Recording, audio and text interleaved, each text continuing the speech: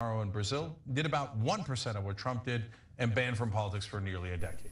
So now if you're a Trump supporter or objective person, you say, wait a minute, okay, but can't you call the governor and say, are you sure? Yeah, you can. So there is a line, right?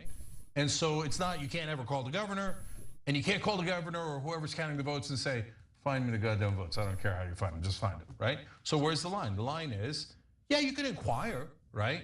But you can't bully, you can't pressure, you can't say find me votes that don't exist. You can't make up evidence about mules or whatever, or dumps and all the crazy stuff that Trump said.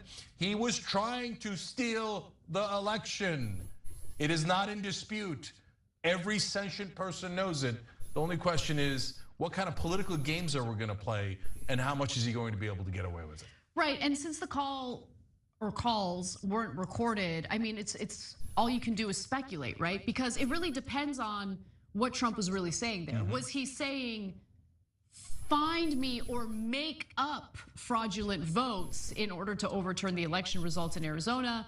Or did he genuinely think that there were fraudulent ballots cast and he wanted to have the state do an investigation into that? Like, I'm speaking, thinking about what the defense would say in this context, because of course we have other evidence. You mentioned the fake electors. Donald Trump, of course, also called the Georgia Secretary of State, Brad Raffensperger, at the time and urged him to find votes. In fact, we do have that video. I'm going a little out of order here, but why don't we take a quick look at that? So look, all I want to do is this. I just want to find 11,780 votes, which is one more than we have, because we won the state. Awfully specific.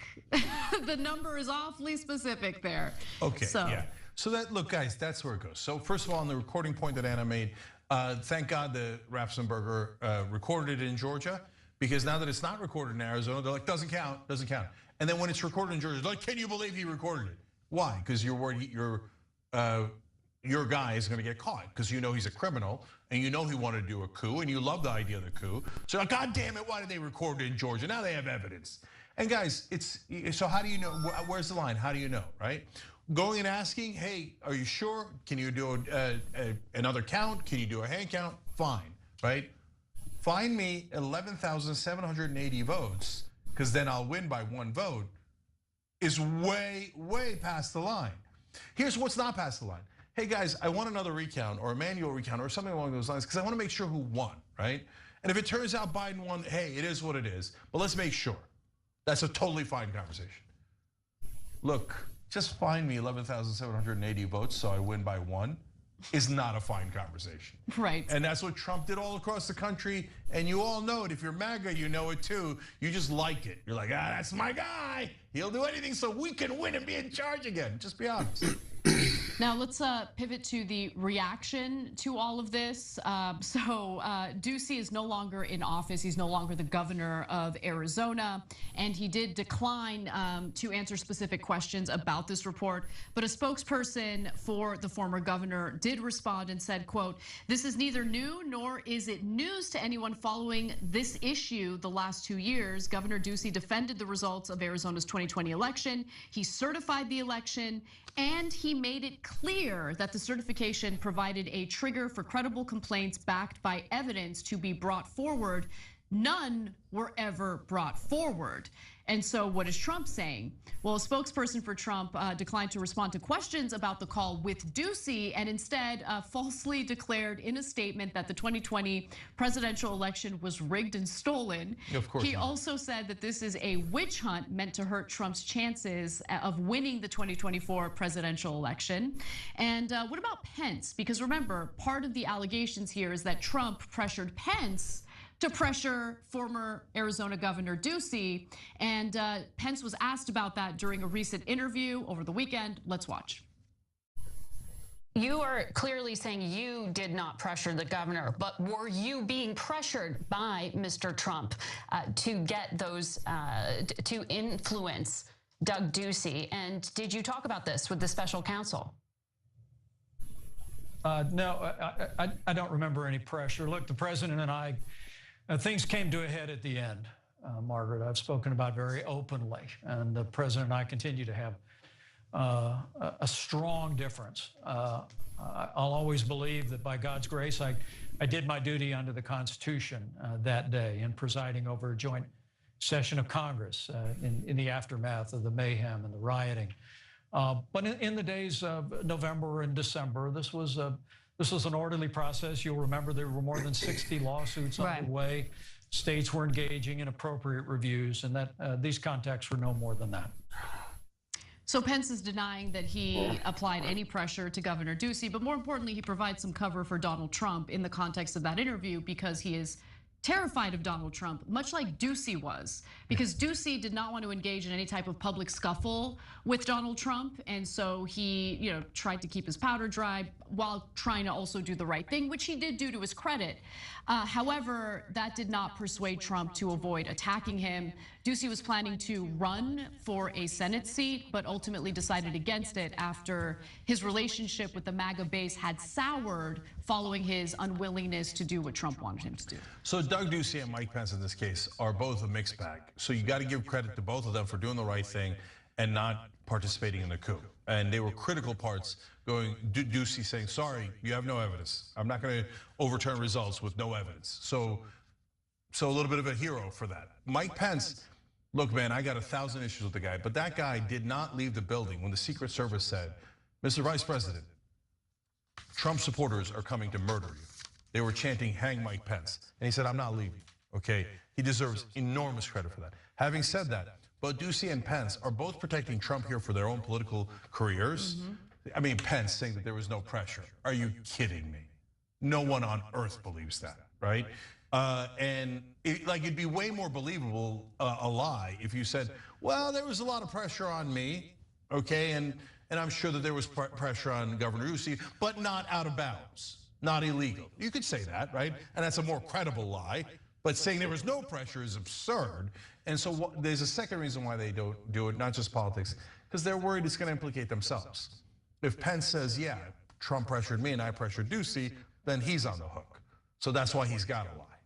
Well, sure. I definitely think in the case of Mike Pence, that could be true. But I do think that for the vast majority of Republican lawmakers who have provided cover for Trump, and in a way that would be puzzling to anyone thinking, in a rational way, it's always about politics. I mean, I'll give you an example from just this past weekend, because one of the other individuals who time to time is willing to speak out against Donald Trump is Senator Lindsey Graham. He appeared at a Trump rally over the weekend. Let's take a quick look at what the reception was.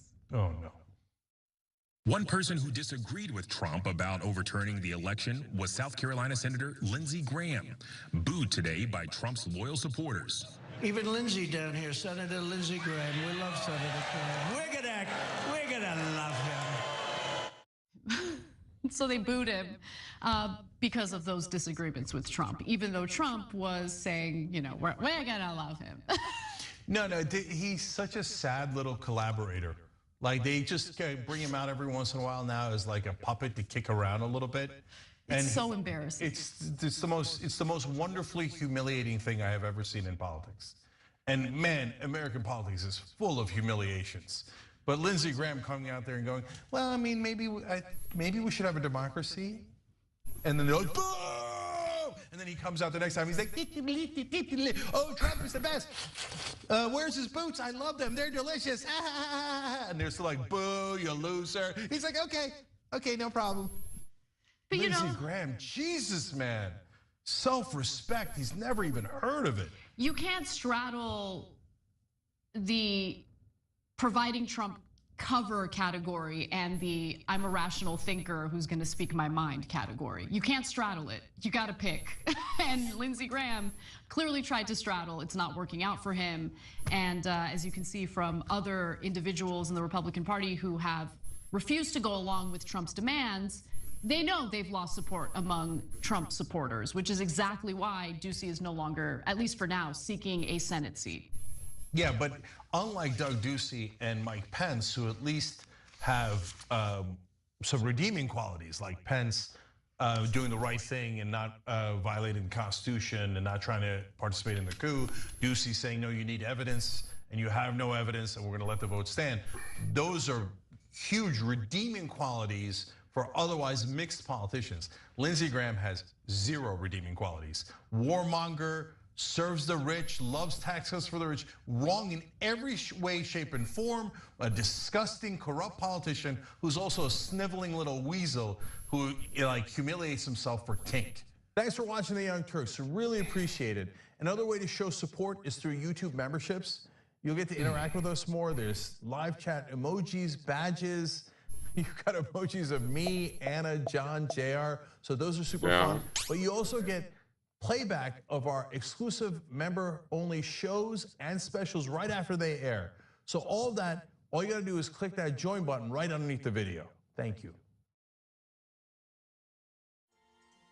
I'm Ken Harbaugh. What could possibly go wrong?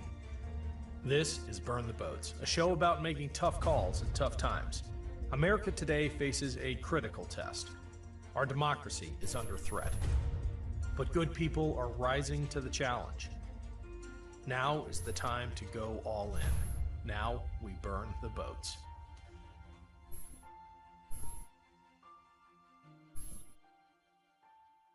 My guest today is Ryan Bussey, a former executive for a major firearms manufacturer. His book, Gunfight, exposes the industry's dramatic pivot towards a culture of fear and intolerance and the McCarthy-esque tactics they use against their own employees. Ryan, welcome to Burn the Boats.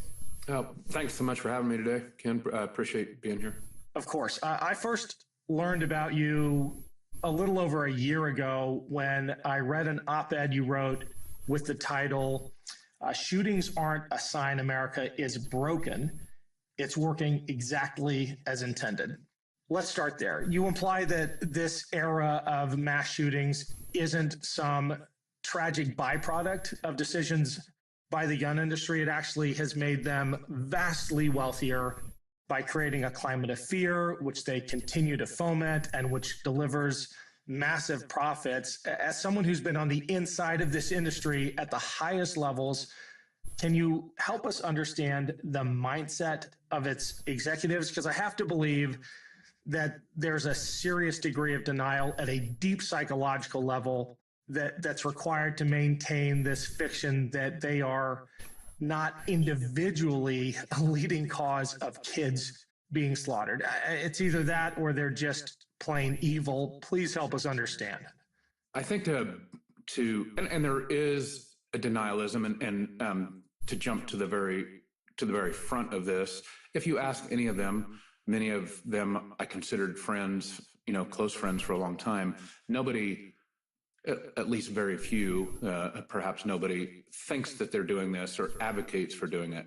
But to understand how it's so unbelievably obvious, if you back up about 15, 18 years in the industry, everybody I knew, and sort of the intelligentsia, the wise men, as I call them in the industry, knew not so very long ago that propagating the sorts of things that we are propagating into society now, and that includes not just things like AR-15s by the millions, but also very incendiary advertising, marketing campaigns, direct links to the most politically toxic figures in our nation's history.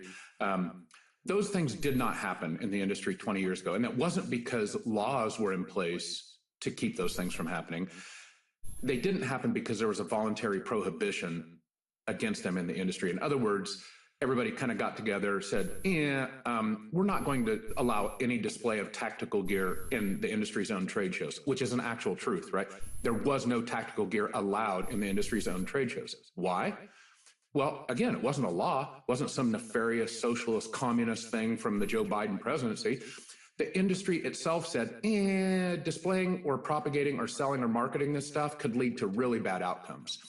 So here we are today, where there are 500 companies doing this. The most egregious advertising you can ever consider is happening on a daily basis.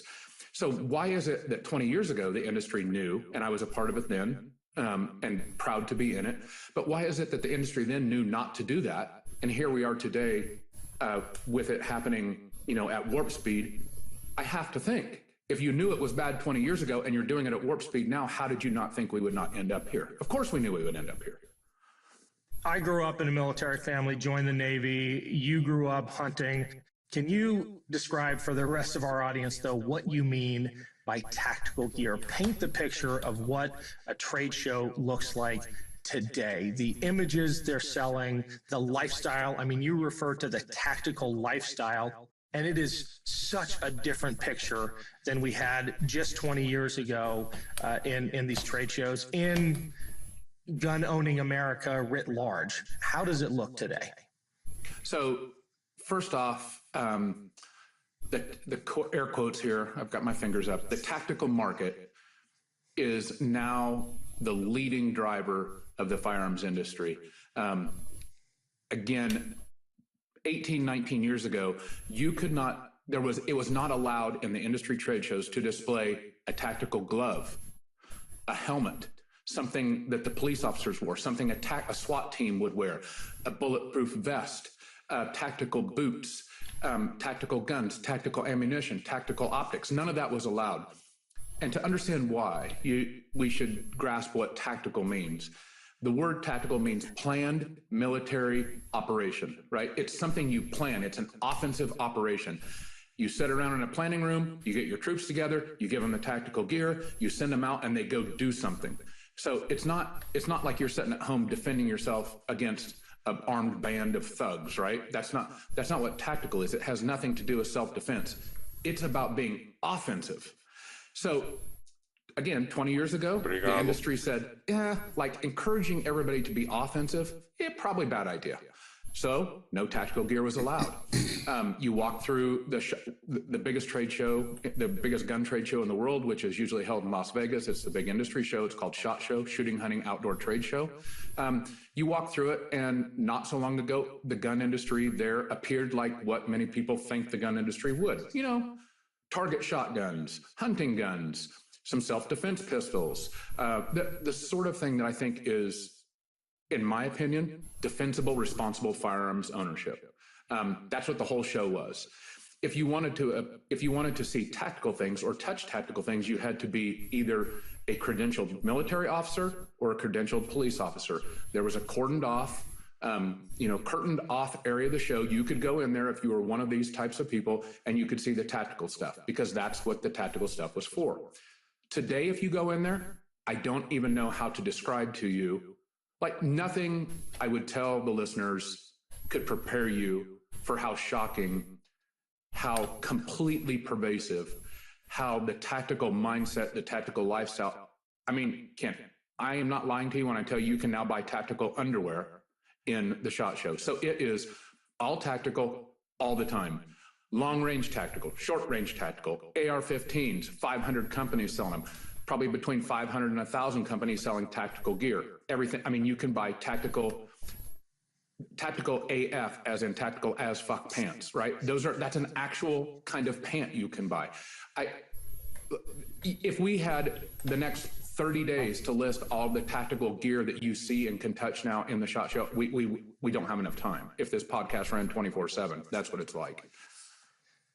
And this stuff doesn't stay inside the trade show hangars. It spills out. It's everywhere. There's this passage in your book, Gunfight. I don't have it in front of me, but you'll know exactly the one I'm talking about, where you're with your sons at a BLM rally.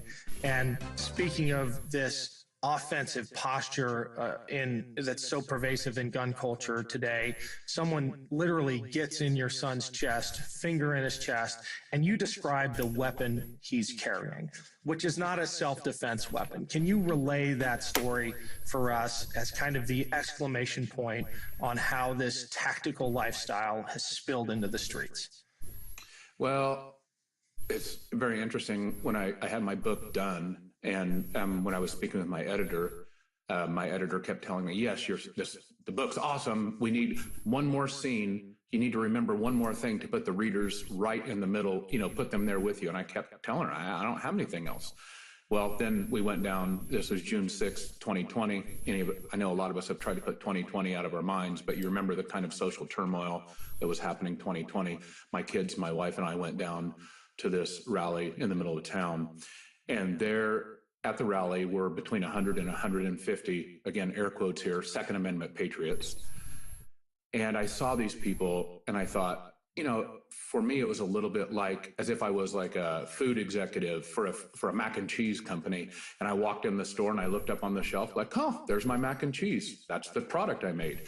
When I walked down there, and I saw all of these, mostly guys, almost all guys, there were a few women, but they almost all were decked out in this tactical gear that we just discussed, as if they were headed off to Fallujah. They almost all had AR-15. Some of them had tactical shotguns. Some of them had handguns too. And one of those people, my youngest son, Badge, I mean, dude, he's 5'5", 5'4", 70 pounds soaking wet, little blonde-haired, blue-eyed kid, and he's just chanting, "I can't breathe" with the rest of the high school kids and grade school kids there. And this guy gets in his face and starts screaming at him, one of these armed guys, and then starts poking him in the chest, calling him an evil bastard.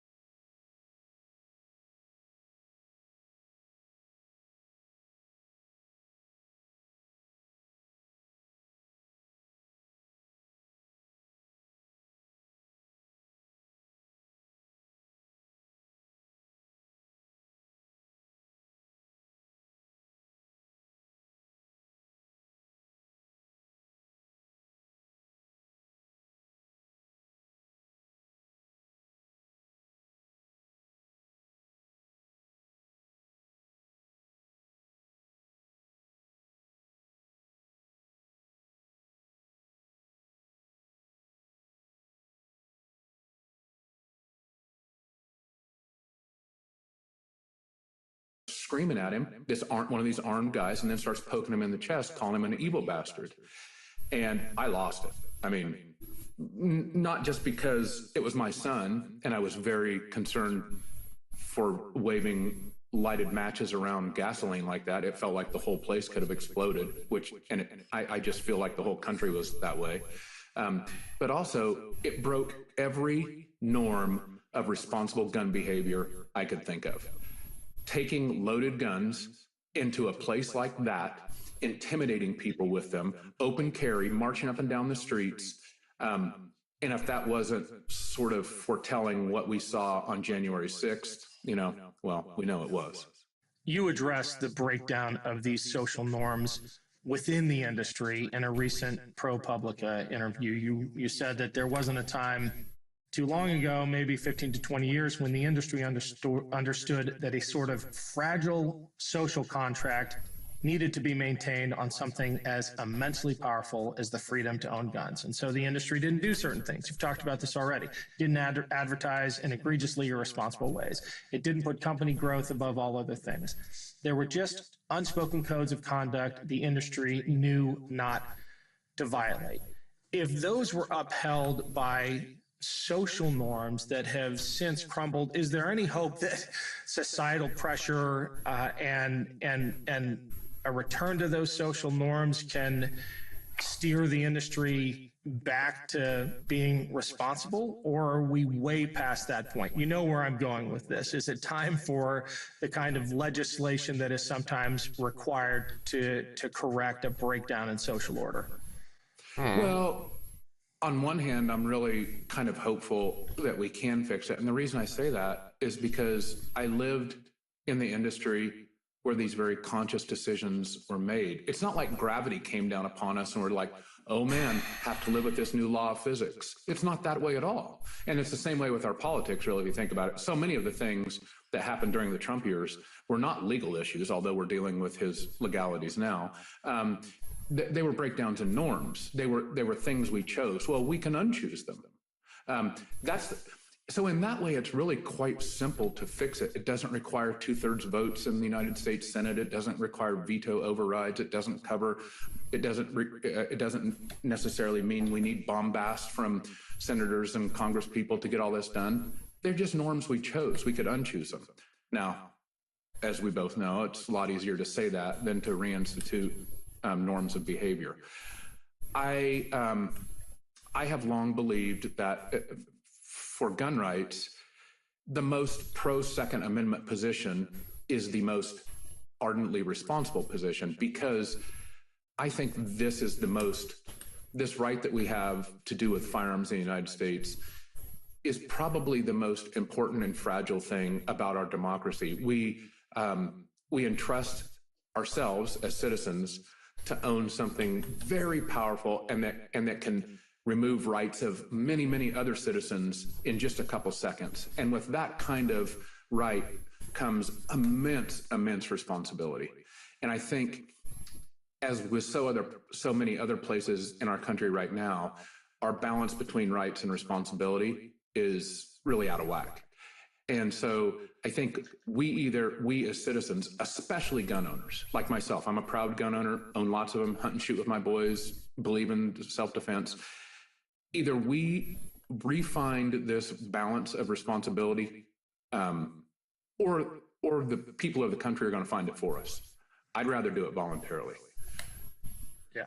I think you invoked John Adams in your TED Talk, talking about the requirement for that balance between rights and responsibilities. I'm wondering if within the industry, even at your level at the top of the industry, is there a nuanced understanding or even any understanding of the history of the Second Amendment? Or is it just a third grade level literal reading without any of the context behind it? I mean, went to Yale Law. We thought about it seriously. It's pretty clear to any constitutional scholar that the rights invoked by the gun industry aren't actually enshrined in the Constitution. You don't have a right to a bazooka. You don't have a constitutional right to an atomic weapon. And yet that's where the line of thinking seems to go every time you engage in a constitutional argument. Is there a serious conversation within the industry about what the founding document actually prescribes? Well, there was. I'm worried about where we are now. My answer to you is right now, I'm not sure, and I'm scared shitless about what the answer might actually be. There certainly was.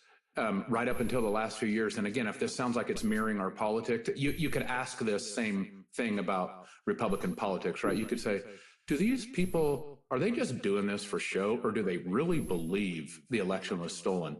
And up until about 6 months ago, I'd say, oh, come on, it's just for show. And now I'm like, oh man, I'm thinking they believe it.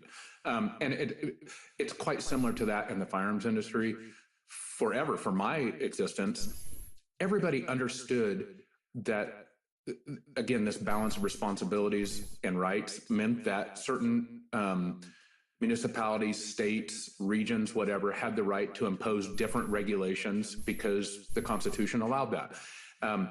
And the best thing that the firearms industry could do was maintain that social compact so that the regulations were not onerous or the balance didn't get out of whack. And that meant things, in fact, the industry, most people that I knew, certainly after Sandy Hook, were for extending universal background checks. In other words, small, reasonable, really non-debatable sort of policies that were responsible things to do. Today, I'm worried that this Second Amendment absolutism idea, meaning, you joked about can't own a bazooka. I think it would scare you to know how many people associated with the industry now. Yeah, I'm not joking. They're not joking. They're not joking. They literally interpret the Second Amendment as a blanket authorization to acquire and own, as a private citizen, any arms. It says the right to bear arms, and they interpret that without. Well, you would find. I used to joke. I'm like, come on. You don't need an A-10 Warthog fighter plane parked in your driveway, right? And 10 years ago, people were like, have another beer, Bussy. That's crazy. Now, if you say that, I think you get half the people say, well, hell yes, I do. I can own one. Marjorie Taylor Greene just recently tweeted out, where can I, or maybe it was Lone Bobert, they're all the same, right? Where can I get an F-15 asking for a friend? And, little tongue in cheek, but it illuminates this slippery slope that you're talking about. Well, it ain't slippery. It's like a cliff. And, again, it's, the sort of the through line in my book is that if you want to understand what's going to happen in our politics, just look at what happens in the firearms industry, because it's a forward indicator of what's coming in our politics. And the sort of things that people like me and gun owners really responsible gun owners across America thought were unthinkable, crazy talk 5 or 8 years ago are now right in the heart of what I would call sort of the firearms rights movement. Same things happening in Republican politics. You would say, come on, nobody's really going to jump on this QAnon bandwagon. We have elected officials who are QAnon adherents now. So the same thing's happening. Thanks for watching, everyone. We've got a quick message from our show sponsor. But first, I've got a favor to ask. Growing a show like Burn the Boats depends on you. There was a time when thoughtful interviews with interesting guests could stand on their own, but these days, the algorithm is everything. The recommendations that show up in the feeds of YouTube viewers and podcast listeners depend on the reviews that shows like this get. So please give us a thumbs up, follow this channel, and if you're up for it, please consider clicking on the link to the podcast page and leaving us a 5-star review. It makes a huge difference. Thanks. Green Chef has expanded their menu. Now choose from over 50 weekly menu and market items with the option to mix and match meals in the same box without changing your plan. Get everything you need at Green Market, our one-stop shop for quick breakfasts, brunch kits, wholesome lunches, and more you can easily add on to your weekly order. Green Chef is the #1 meal kit for eating well, with meals that work for you, not the other way around. Celebrate summer with seasonal recipes featuring certified organic fruits and vegetables, organic cage-free eggs, and sustainably sourced seafood. Green Chef is the only meal kit that is both carbon and plastic offset. Green Chef offsets 100% of their delivery emissions to your door, as well as 100% of the plastic in every box. Plus, nearly all packaging materials are curbside recyclable in most areas in the U.S. Bring more flavor to your table this summer with Green Chef's delicious, nutritionist-approved recipes featuring certified organic fruits and vegetables and unique farm-fresh ingredients like tart cherries, truffle zest, and rainbow carrots. My absolute favorite is the spicy chicken and broccoli stir fry, delicious. Go to greenchef.com/boats60 and use code BOATS60 to get 60% off plus free shipping. Green Chef, the #1 meal kit for eating well. As I've gotten older, I have noticed that on the occasions when I have an alcoholic drink, I don't bounce back the next morning the way I did when I was younger. Until I discovered Z-Biotics. Z-Biotics pre-alcohol probiotic is the world's first genetically engineered probiotic. It was invented by PhDs to tackle mornings after drinking. Here's how it works. When you drink, alcohol gets converted into a toxic byproduct in the gut. It's this byproduct, not dehydration, that's to blame for your rough next day. Z-Biotics produces an enzyme to break this byproduct down. It's designed to work like your liver, but in your gut where you need it most. Just remember to drink Z-Biotics before drinking alcohol, drink responsibly, and get a good night's sleep to feel your best the next day. The first time I tried Z-Biotics was at a wedding. As instructed, I drank a bottle of Z-Biotics before any alcohol and was amazed at how I felt the next day. Every time I have a Z-Biotics before drinking, it makes such a difference the next day. Even after drinks the night before, I know I'll be able to get back to my daily routine like working out or mowing the lawn. Give Z-Biotics a try for yourself. Go to zbiotics.com/boats to get 15% off your first order when you use BOATS at checkout. Z-Biotics is backed with a 100% money-back guarantee, so if you're unsatisfied for any reason, they'll refund your money, no questions asked. Remember to head to zbiotics.com/boats and use the code BOATS at checkout for 15% off. Thank you, Z-Biotics, for sponsoring this episode. Did you know that your temperature at night can have one of the greatest impacts on your sleep quality? If you wake up too hot or too cold, I highly recommend you check out Miracle Made's bed sheets. Inspired by NASA, Miracle Made uses silver-infused fabrics and makes temperature-regulating bedding so you can sleep at the perfect temperature all night long. Using silver-infused fabrics, originally inspired by NASA, Miracle Made sheets are thermoregulating and designed to keep you at the perfect temperature all night long, so you get better sleep every night. These sheets are infused with silver that prevents up to 99.7% of bacterial growth, leaving them cleaner and fresher 3 times longer than other sheets. Miracle sheets are luxuriously comfortable without the high price tag of other luxury brands, and they feel as nice, if not nicer, than bed sheets used by some 5-star hotels. Stop sleeping on bacteria. Bacteria can clog your pores, causing breakouts. Sleep clean with Miracle. Go to trymiracle.com/boats to try Miracle Made sheets today. And whether you're buying them for yourself or as a gift for a loved one, if you order today, you can save over 40%. And if you use our promo, BOATS, at checkout, you'll get 3 free towels and save an extra 20%. Miracle is so confident in their product, it's backed by a 30-day money-back guarantee. So if you aren't 100% satisfied, you'll get a full refund. Upgrade your sleep with Miracle Made. Go to trymiracle.com/boats and use the code to claim your free 3-piece towel set and save 40% off. Thank you, Miracle Made, for sponsoring this episode. Hi, Burn the Boats fans. I want to take a quick break to talk about our sponsor for today's show, Rhone.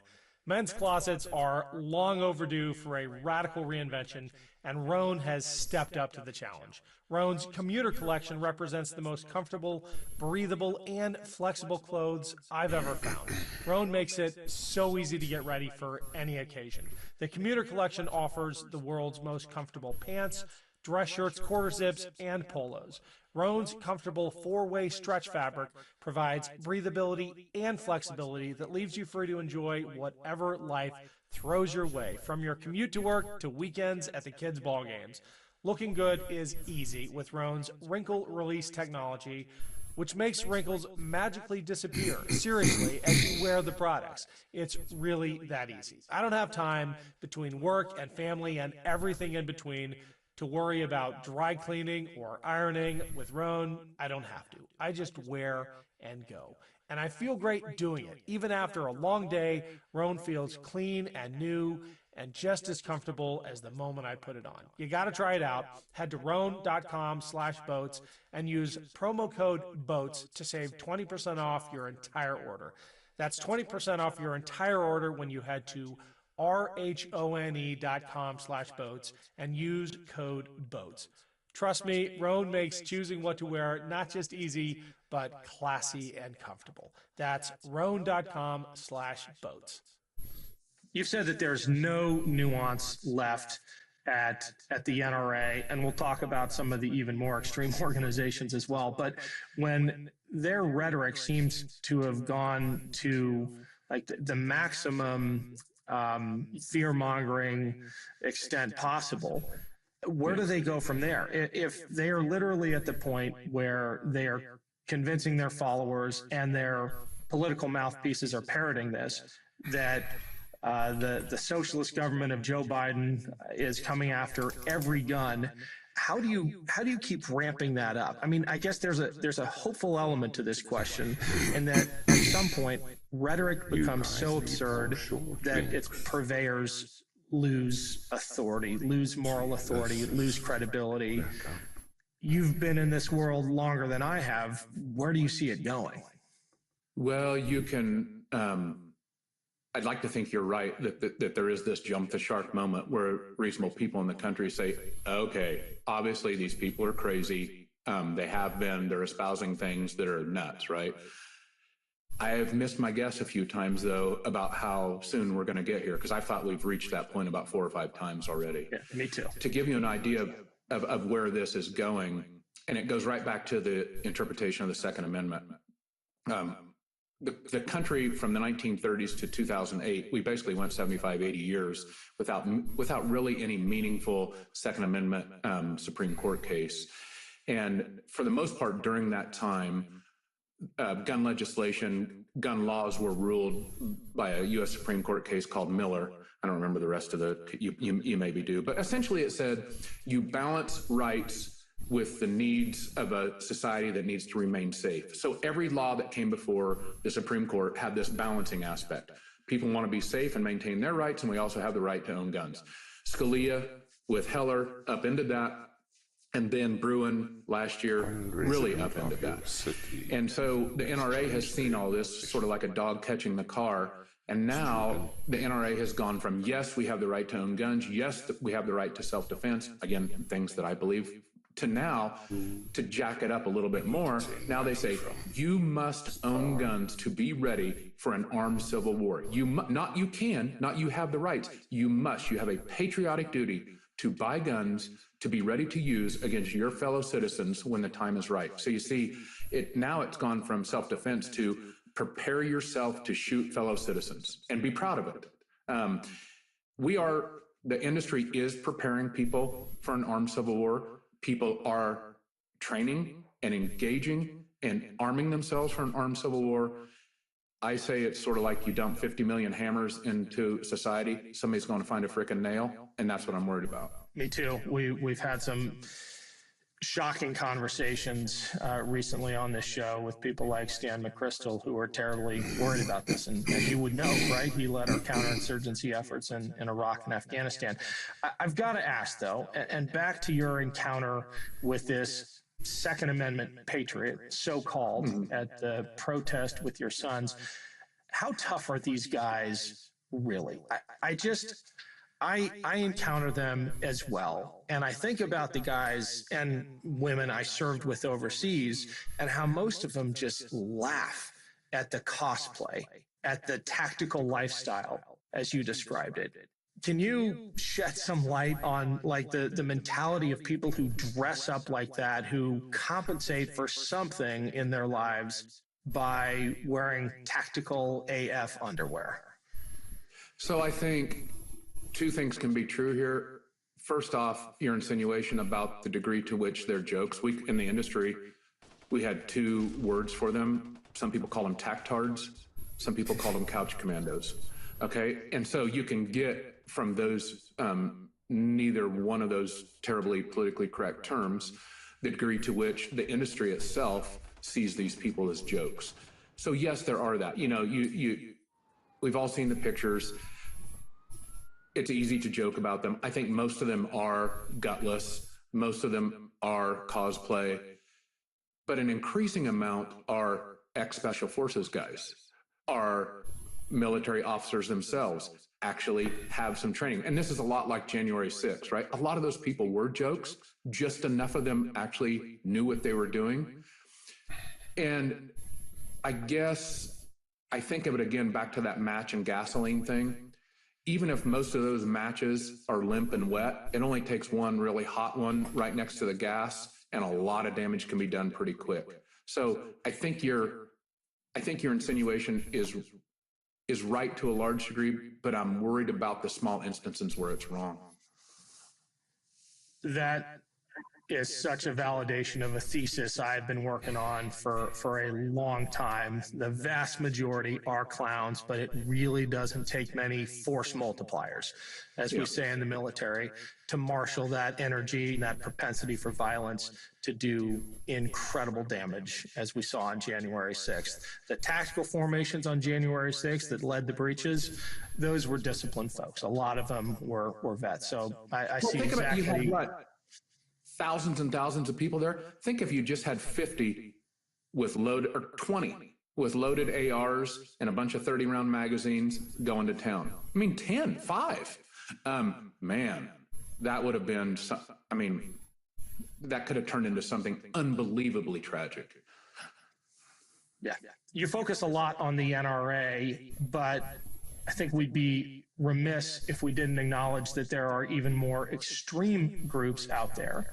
And part of the NRA's trajectory to the extremist position they're in was an attempt to protect that flank, to counter the extremism of other groups and claim that ground. You were actually part of that. I don't know if this is an opportunity for you to explain your role in forcing the NRA to some of this extremist position when it came to security locks on weapons. But that was an attempt by the NRA to make sure that their membership wasn't siphoned off by even more extreme organizations. But those extremists still exist, and in some ways they're even more frightening than the NRA, right? Yeah, so I'll roll it back a little bit. You're referring to the Smith & Wesson agreement with the Clinton administration in 1999 and 2000. I was a pretty new kid, 28-year-old, 27-year-old kid in the industry then. And I did participate when the CEO of Smith & Wesson jumped on stage with Bill Clinton and kind of announced to the industry that he had struck a deal. The industry freaked out, like, oh gosh, we're going to have to live with all these onerous marketing requirements. It was, to simplify it, it was a bit like the cigarette settlements, which preceded, and which everybody was very worried about. And so Smith & Wesson, just to try to end run that, decided to strike a deal with the Clinton administration, and they tried to speak for the whole industry. And I liken my participation then kind of like a kid in World War II. I didn't have to be told anything. I just ran to the recruiting office and started doing what somebody told me to do. And I helped organize a boycott against Smith & Wesson, and we basically ran them out of business, and we got that deal killed. And I saw right then how the NRA and the industry was forming up, really the beginnings of a very, very powerful cancel culture, right? You step out of line, we'll run you out of business, we'll cost you your job. Smith & Wesson, soon after that, was sold for $15 million with an M dollars because it was worthless. It was revived by people from the NRA. And in 2016, Smith & Wesson's market cap was $1.69 billion, 15 million to 1.69 billion. So it gives you an idea of how low Smith & Wesson was driven to what they became again. And I think that now that became a precursor not just for how powerful the industry would be in keeping everybody in line, but what would eventually be done with right-wing politics too, right? That nobody steps out of line in the Trump administration, you get, run out of, it's cost everything. Now what's happened, and the NRA did, their mindset, their organization did drive all of that. Now with the weakening of the NRA, which we've seen some, I mean, they're still an organization, they're still powerful. They're probably not at the apex of their power like they were a few years ago. So all around the fringes, these more radicalized groups are setting an even more radicalized path, and the industry is following them because it's just like the political base in the Republican Party. The elected officials have to follow the radicalized base because that's where the voters are. Well, the NRA started NRAism, and then after it got weakened, it handed it off to these more radicalized groups who are taking the base in even more radicalized directions, and the industry is following those people too. When I think about how society usually addresses social ills through legislation, through adapting social norms, I'm trying to see how that can be mapped on to our firearms crisis, because pick any other ill, gambling, drinking, smoking, guns are different in that they last forever. They don't expire. A gun in society is going to be around for hundreds of years. Do we have the mindset to address the ubiquity of guns now? I think you wrote 120 guns for every 100 Americans, over 400 million firearms, double today what we had just 20 years ago.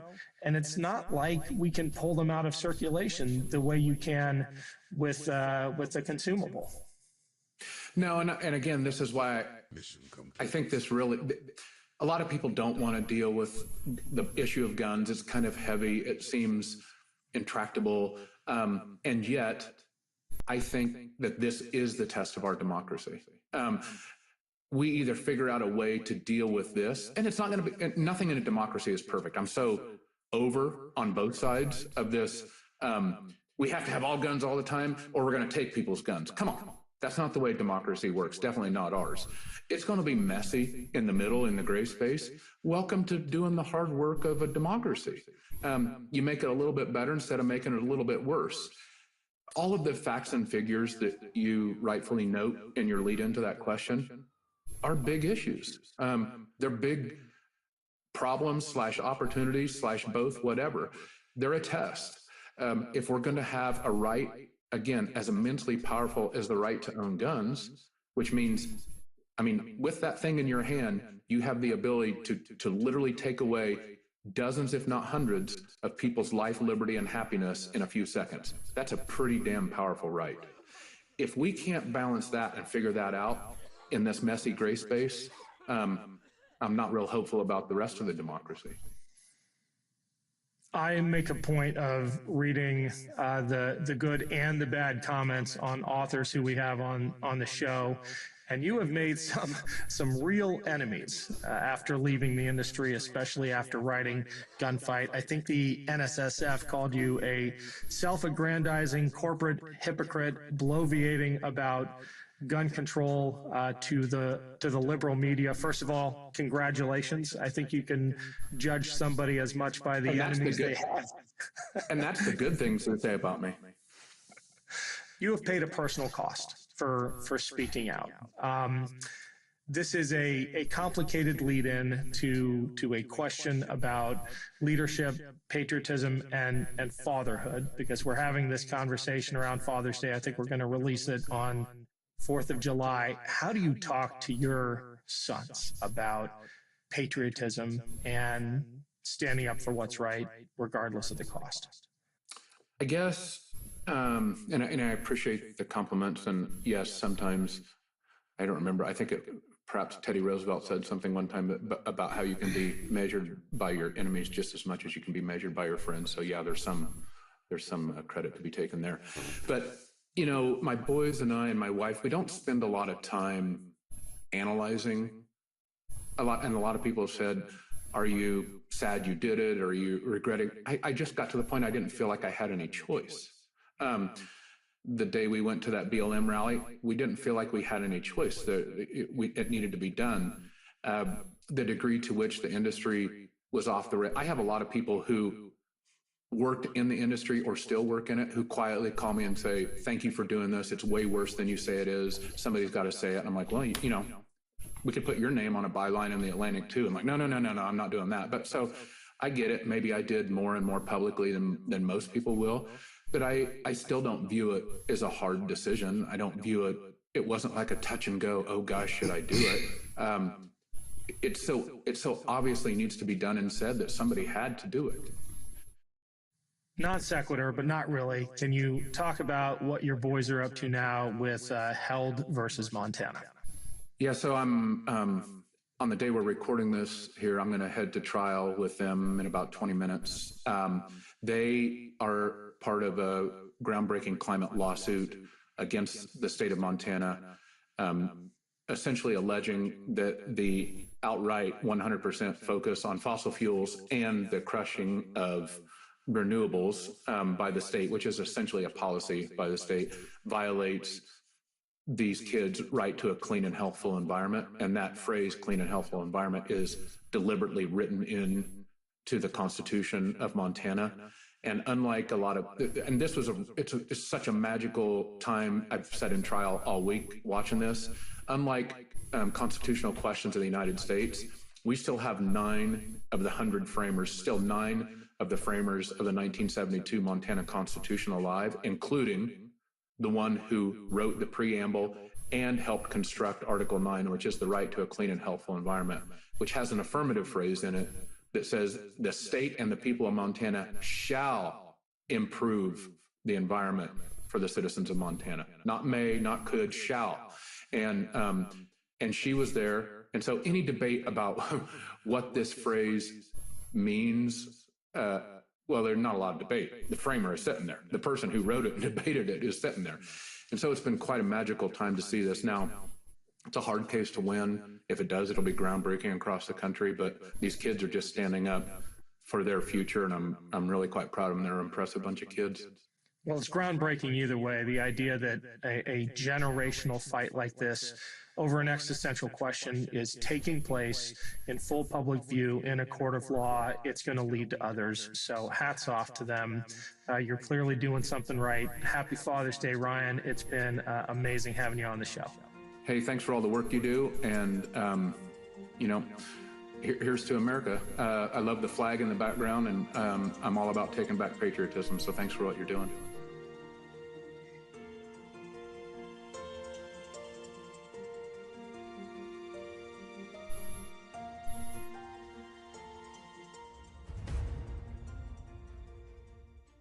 Hey Midas Mighty, love this report? Continue the conversation by following us on Instagram, @MidasTouch, to keep up with the most important news of the day. What are you waiting for? Follow us now.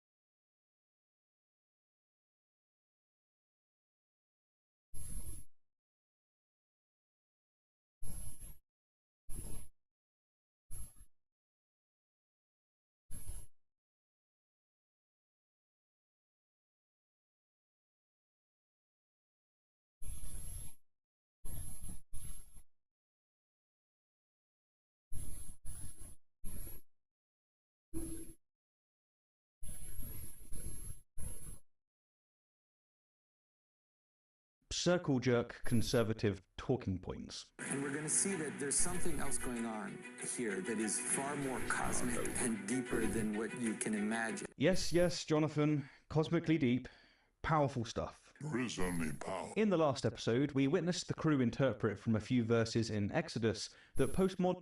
Why, hello, my fellow apes. I hope you are well. Welcome to the second in my series of responses to Dr. Jordan Peterson's roundtable on Exodus. Having a rating on IMDb of 5.8 out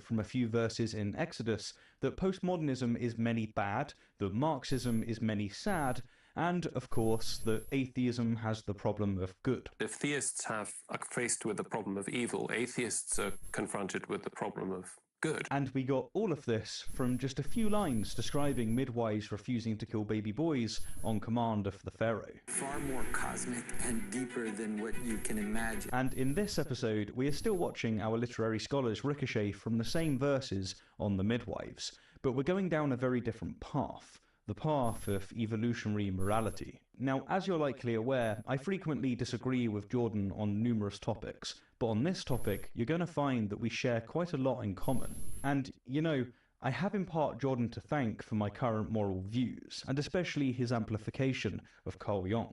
Talking of Jung, and to thank our sponsor, did you know that Blinkist has a succinct version of his book, Man and His Symbols?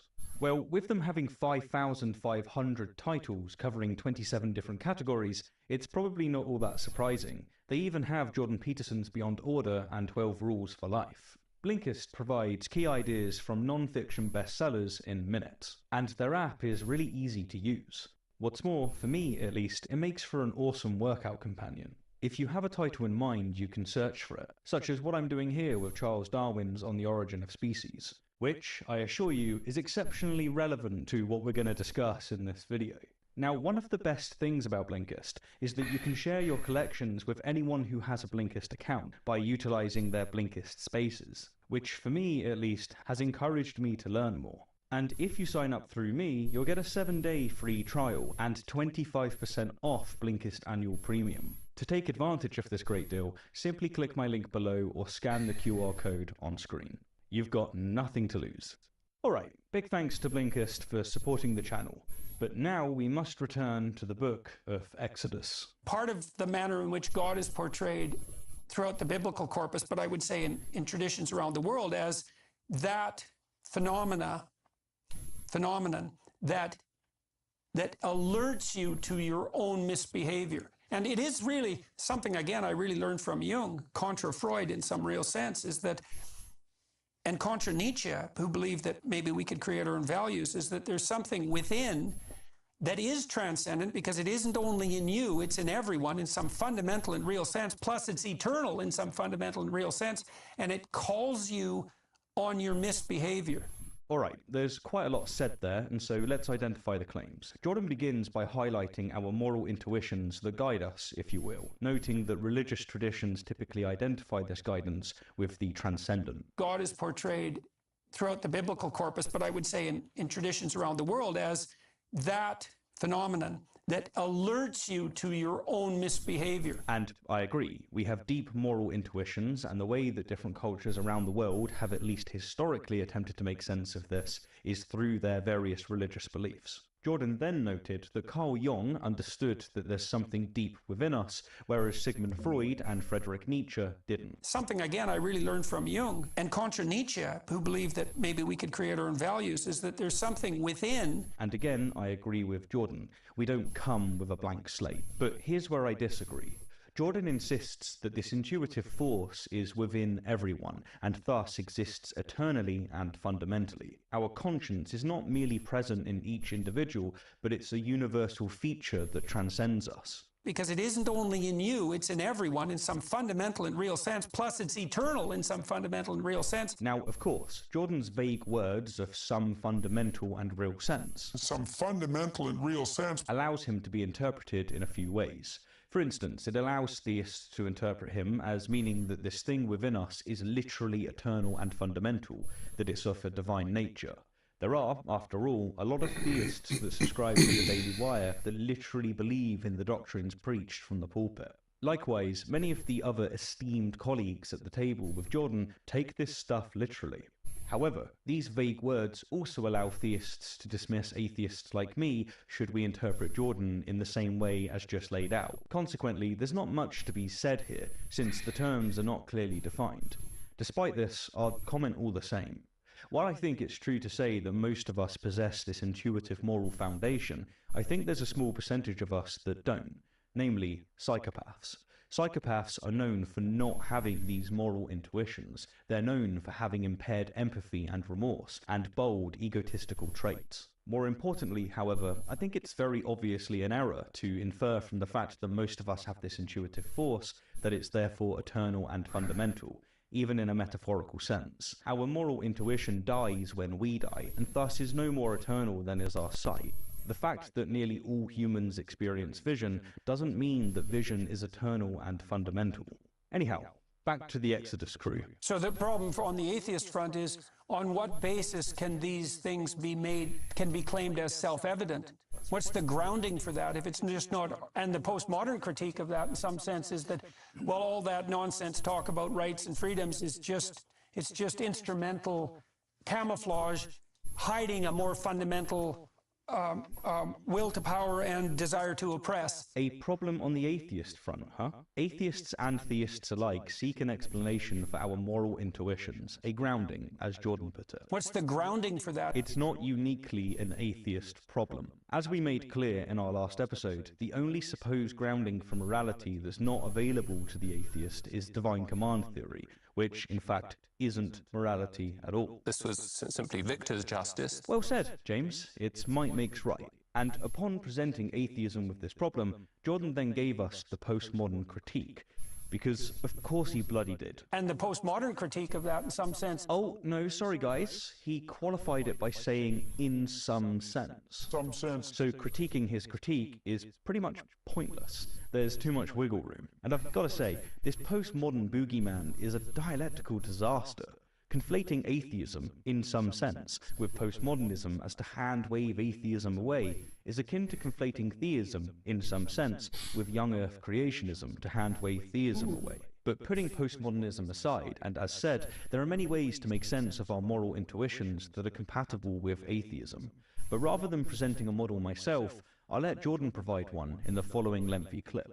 That's partly why I'm often interested in talking to biologists. You know, I've talked to Frans de Waal most recently, and he's a primatologist who's worked on elucidating the principles by which chimpanzees organize their social hierarchies. And the Marxist, really, and classic biological take on that for simple-minded biologists is that the chimps use will to power, right? The alpha chimp is the most powerful, most dominant, meanest, roughest, boxer, oppressor. And de Waal's work, conducted over about 30 years, has showed that that's not just wrong, it's anti-true in some sense. So it's exactly the opposite of the reality.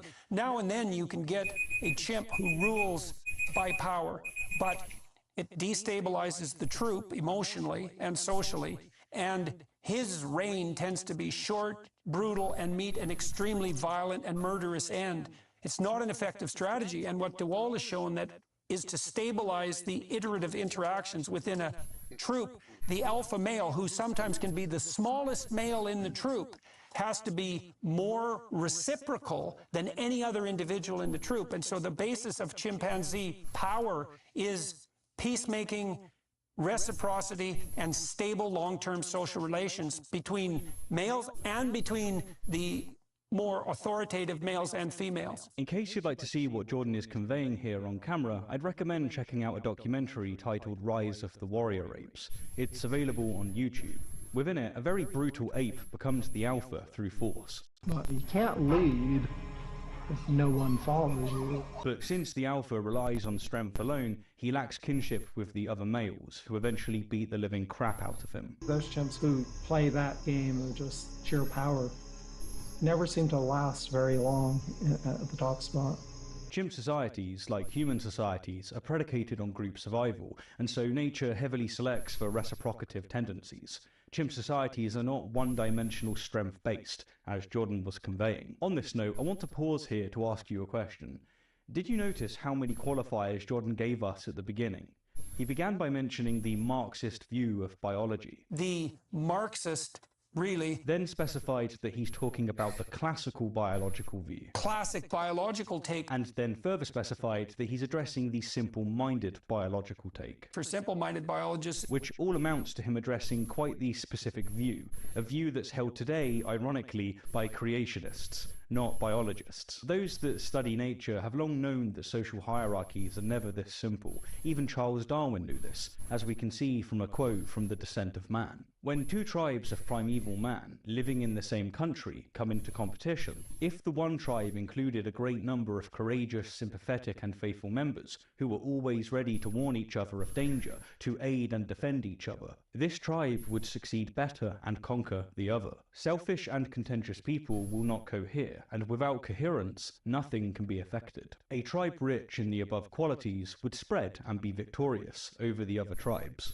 So if the dude that figured out evolution didn't hold the classical biological take that Jordan's referring to, then who precisely is Jordan addressing with his critique? Who are these simple-minded biologists that hold such a narrow view? Again, we're at a dead end here, because there's always going to be someone who held or holds such a low-resolution view. In any case, with Jordan getting this biological reciprocity on the table, we now hear from James Orr, the star of our last episode. But does that allow us to use the language, does that analysis allow us to use the language of good, or rather, are we only licensed by Dewell's analysis to speak of adaptive value, reproductive fitness? well, I'm kind of hoping they go like this because, you know, the idea of the reciprocity that allows the alpha chimps to maintain their sovereignty across time is something very much like treat your neighbor as if he's yourself. And so I think that there's no reason to assume that the ethic, if it's transcendent, couldn't emerge out of the material and descend in some sense from the spiritual at the same. Without reducing goodness to a mere morality, to a mere survival mechanism. Right. Well, and mere isn't, it's not so mere either, right? If it's a survival mechanism, it's pretty damn deep. And we could also think, if we were expanding our notion of what constitutes the biological, we could also think of the patterns of behavior that are most germane to our survival as transcendent. They're embodied, they're instinctual, they're outside the propositional domain. All right, so here Jordan is suggesting that the reciprocity observed in chimpanzee behavior, which is crucial for maintaining their survival, shares similarities with the moral principle of loving your neighbor as yourself, a principle that's found in pretty much all societies and religions. The idea of the reciprocity that allows the alpha chimps to maintain their sovereignty across time is something very much like treat your neighbor as if he's yourself. Once again, I'm in agreement with Jordan here. A social species is going to favor a leader that looks after the tribe, that loves their neighbor. But always remember, buccos, that the definition of who actually counts as a neighbor is going to do all the heavy lifting. Recall that Israelite slaves are to be treated much, much, much nicer than the slaves that you get from the lands around you. And when it comes to females, well, think of them as your neighbor's glorified cattle. Anyhow, in response to Jordan's suggestion, James raised concern about reducing morality to a mere survival mechanism. Are we only licensed by Dewell's analysis to speak of adaptive value, reproductive fitness? It's a great question. Even if these deep-rooted intuitions aid in our survival, that's not morality, is it? We'll get to Jordan's response soon enough, but first I want to give you my own. I'll be the atheist at the table, and I'm going to approach this through Hume's guillotine. I appreciate, of course, that many of you will be well aware of David Hume's guillotine, his is-ought distinction, but here's a brief recap. Hume noticed that when people discuss morality, they often quickly shift from describing how the world is, that is, making factual or descriptive statements, to all of a sudden prescribing how the world ought to be, that is, making normative, moral, prescriptive statements. To give you an example, imagine that Jordan's round table of scholars are in a park having a postmodern picnic, and from a nearby bench we describe what we can see. Dennis eating everyone else's lunch. You don't need it. Not surprisingly, we can also see that the rest of the crew are upset and hungry. These are all descriptive statements that depict the scene as it is. Now let's say that Karl Marx comes in and sits next to us. Lucky us. And upon seeing what we see, he notices that the food isn't being evenly distributed. Outraged, Mark stands up and starts bellowing that the Exodus crew ought to share their food equally. That is, Marx issues a prescriptive statement that depicts what the scene ought to be. Well, here's where David Hume comes in. Hume sits next to us and smiles as he calmly educates Marx, pointing out that he's made a massive and sudden leap from solely describing how things are to prescribing how things ought to be. He even spells it out in a syllogism. We can't derive from the fact that 1, the food isn't being distributed evenly, and 2, the rest of the crew are hungry, that, therefore, they ought to distribute the food evenly. It just doesn't follow. The first 2 premises are factual statements, whereas the conclusion is a value statement. Likewise, and to tie this to James's concern, we can't derive from the fact that 1, reciprocity increases the chances of a social species surviving, and 2, the members of a social species want to survive, that, therefore, the members ought to be reciprocative. It just doesn't follow. The first 2 premises are factual statements, whereas the conclusion is a value statement. If we're dealing with mere facts, we can't derive an or. In order to get a prescriptive conclusion, we need, at least implicitly, at least 1 prescriptive ought premise. We can't do it from facts alone. So that's Hume's thesis, and while there's plenty of people who reject it, such as Sam Harris, there are plenty of people that think it's sound, such as Sean Carroll. Now, unless I'm mistaken, the vast majority of philosophers think that it's sound, and for what it's worth, I'm very much in that category. Hume has most certainly got this right. There are very few things in philosophy, in fact, that I am more certain of. Getting back to Jordan and James's exchange, then, what are we to make of the deep survival mechanisms that Jordan's referring to? It's not so mere either, right? If it's a survival mechanism, it's pretty damn deep. As just discussed, we can't get an ought from an is. But in the chimp scenario that Jordan has laid out, is that what we're looking at? Are we simply describing that 1, chimps want to survive, 2, reciprocity is a very effective way for them to survive, so therefore they ought to be reciprocative? Well, I think that the answer is no. We're not getting an ought from an is here, but rather describing an ought from an ought. The first premise, that the chimps want to survive, is from our vantage point a descriptive statement, a factual statement that we've inferred from observation. We look at chimps and judge by their actions that they, like us, want to survive. But what's going on in the chimp's head? Is the first premise to them simply a description? No, it's not. It's a prescriptive imperative. The chimps are simply convinced that they, and indeed their neighbours, ought to survive, that it's the right thing to do. Now, does that mean that they ought to think that they ought to survive? No, but we don't need that in order to bridge the gap here, and this isn't the place to delve into metaethics. For our purposes, we just need to recognise that the first premise is an ought statement, a prescriptive proposition, and that the second premise is merely providing an objective way of achieving the value embodied in the first premise. We can put it syllogistically as follows. Premise 1, myself and my loved ones ought to survive. And note that we're convinced of this proposition from the get-go, courtesy of evolution by natural selection. Note further that it doesn't matter in this scenario why we're convinced of this proposition. All that matters is that we are indeed convinced of the proposition. Premise 2, reciprocative behaviour increases the chances of myself and my loved ones surviving. Conclusion, therefore I ought to be reciprocative. In this scenario, the conclusion logically follows from the premises. It doesn't violate Hume's guillotine. The chimps are not getting a prescriptive conclusion from entirely descriptive premises, since the first premise is prescriptive. Where things get confusing, of course, is when we try to analyse this from an external perspective. Since we're not the chimps in question, we have to describe the fact that they are acting on prescription, and this gives the illusion that the first premise is descriptive. To navigate this, we could specify the first premise as follows. It is the case that the chimps are convinced that they ought to survive. In this case, it's tempting to say that there's no ought premise, but there is, it's just implicit. Alright, so if you're with me so far, we can make sense of the chimps acting according to reciprocative ends in a way that doesn't violate Hume's guillotine. We're not talking merely about facts of survival, we're talking about values and prescriptions that social species have presuppositional conviction in. But so what? Again, we can ask, is this morality or merely survival? Well, it depends on what you mean by morality and survival, doesn't it? The religious, for instance, tend to define objective values as if they're necessarily, eternally and fundamentally fixed, as if they're a universally applicable set of codes.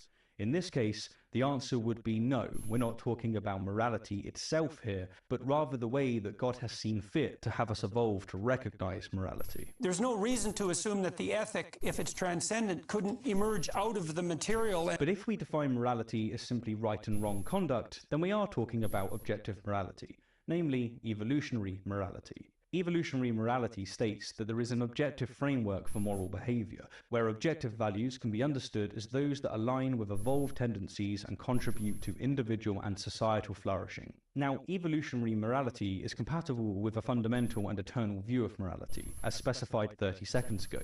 But in and of itself, evolutionary morality suggests that morality is not fundamental and eternal, but rather a product of genetic, cultural, social, and individual factors, which entails that moral values can vary across different contexts and societies. Now, just to clear up some potential confusion, evolutionary morality is not the same thing as moral relativism. I know that some people are going to confuse the two because, frankly, I once did. Evolutionary morality posits that moral principles and behaviors are evolved through biological and cultural processes, serving the purpose of enhancing human well-being and survival, and it entails that there is indeed an objective foundation. Moral relativism, on the other hand, posits that morality arises from different cultural backgrounds and perspectives, with judgments about right and wrong being subjective and culturally relative, and it entails that there is not an objective foundation. So, to answer James's question, it depends on how we define morality. Now, just before we move on, let's hear Jordan bolster his response to James. We could also think, if we were expanding our notion of what constitutes the biological, we could also think of the patterns of behavior that are most germane to our survival as transcendent. They're embodied, they're instinctual, they're outside the propositional domain. Unfortunately, this is again where conveniently vague language is doing all of the heavy lifting. Jordan's claim is pretty straightforward. Our moral intuitions are transcendent and outside of the propositional domain. Transcendent, they're embodied, they're instinctual, they're outside the propositional domain. But his premises are as vague as Deepak Chopra on mushrooms.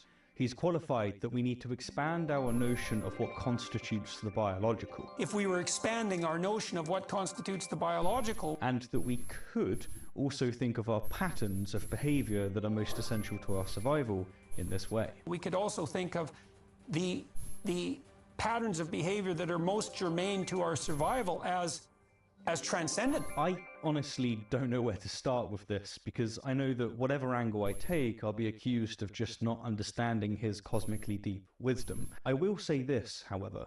These propositions are not outside of the propositional domain. They're outside of the solely descriptive domain. They're imbued with prescriptive propositions. Okay. With that, let's hear James's response. Although often it's the case that we think of the highest moral act as extinction, laying down one's life, that is surrendering our opportunities for survival and the survival of our kin. So the idea here is that moral intuitions of self-sacrifice constitute strong evidence against the thesis of morality being tethered to evolution. After all, if we've evolved to survive, then we shouldn't have the intuition to sacrifice our life for others, should we? That, at least, is the gist of the objection. Surrendering our opportunities for survival and the survival of our kin. In the 8th chapter of The Origin of Species, Darwin took this objection very seriously, but he proposed what is now known as kin selection. In a nutshell, when an individual organism engages in self-sacrifice, while they eliminate their own reproductive opportunities, they increase the reproductive opportunities of their related kin, who possess similar genes. Paradoxically, then, the sacrifice increases the overall reproductive success of the social species they belong to. We've evolved to survive as individuals, of course, but as a social species, our deepest evolutionary imperatives are for our genetics to survive, and our genetics are shared by our group.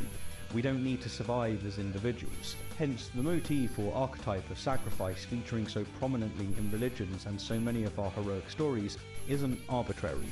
The social species is going to venerate those that sacrifice themselves for the hive.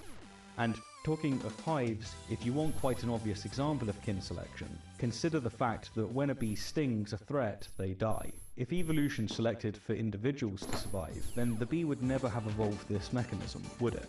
But if evolution selects, at least when it comes to social species, for populations to survive, then the bee's kamikaze weapon makes perfect sense. It's not mysterious at all. An individual bee sacrificing itself wounds and thus propels predators, which allows the hive to survive for another day.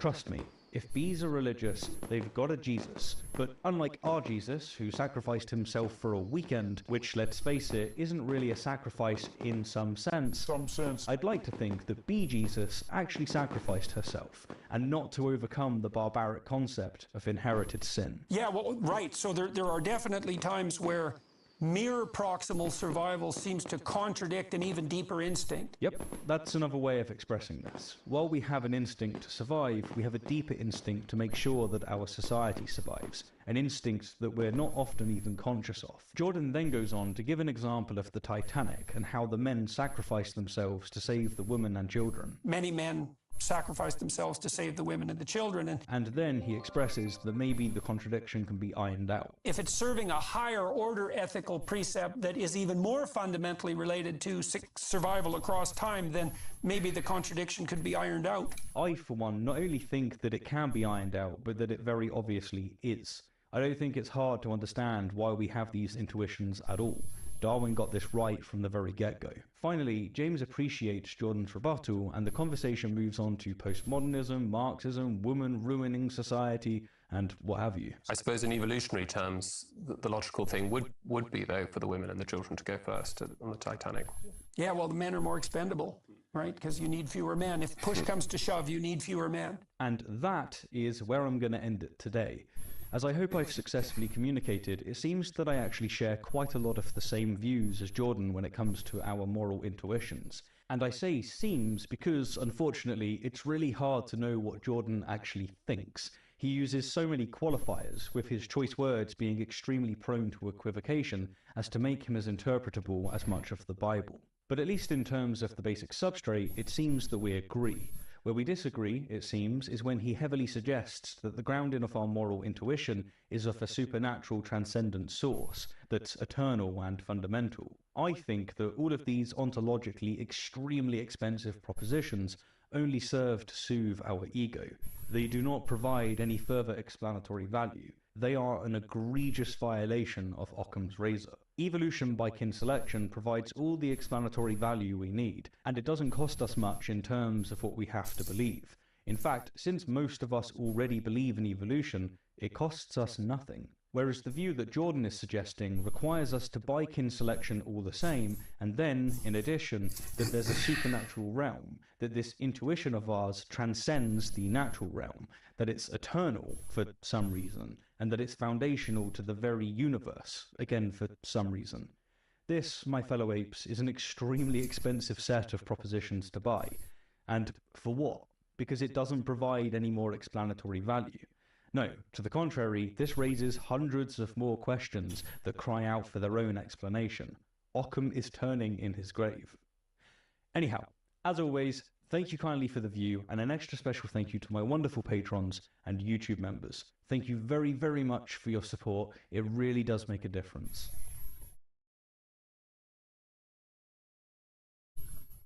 Nobody likes waking up and feeling like crap. With GhostBed, you don't need to worry about that. At GhostBed, you'll find made in the USA mattresses with premium materials and backed by 20 to 25-year warranties. Plus, take 101 nights to break it in with their sleep trial. Listeners can get 40% off all products site-wide. You can get 40% off mattresses, adjustable bases, and bedding accessories.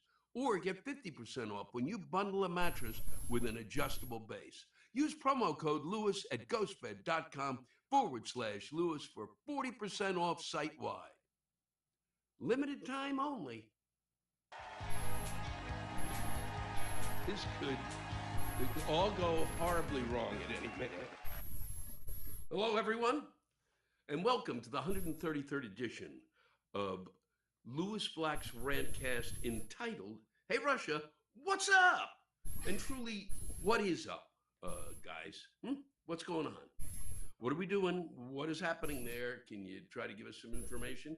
from your end of things, because I wake up yesterday and apparently Prigozhin, the kind of a mad dog leading marauders, criminals, and all sorts, being actually the major force in military-wise for the Russians in the Ukraine.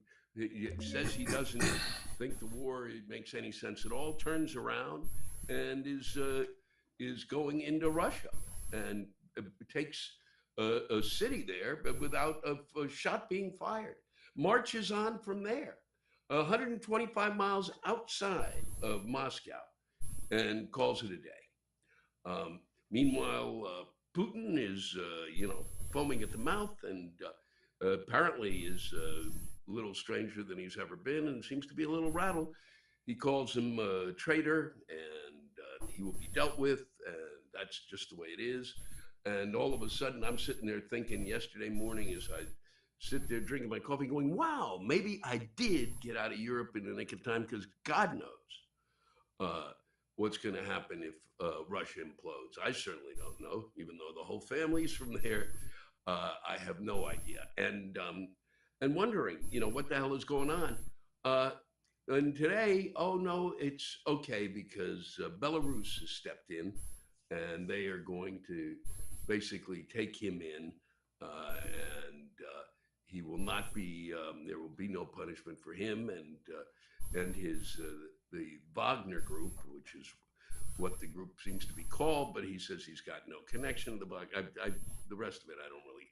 But what Putin said is he will use if he will not punish the troops, that they can if they come and join up with the regular Russian army, and that's the score right now. We really don't know. It appears, from whatever we're seeing from this end, that something may be up there, and it certainly seems to be the most, the biggest kind of a close to a shakeup in terms of what is going to go on in Russia, and he got close.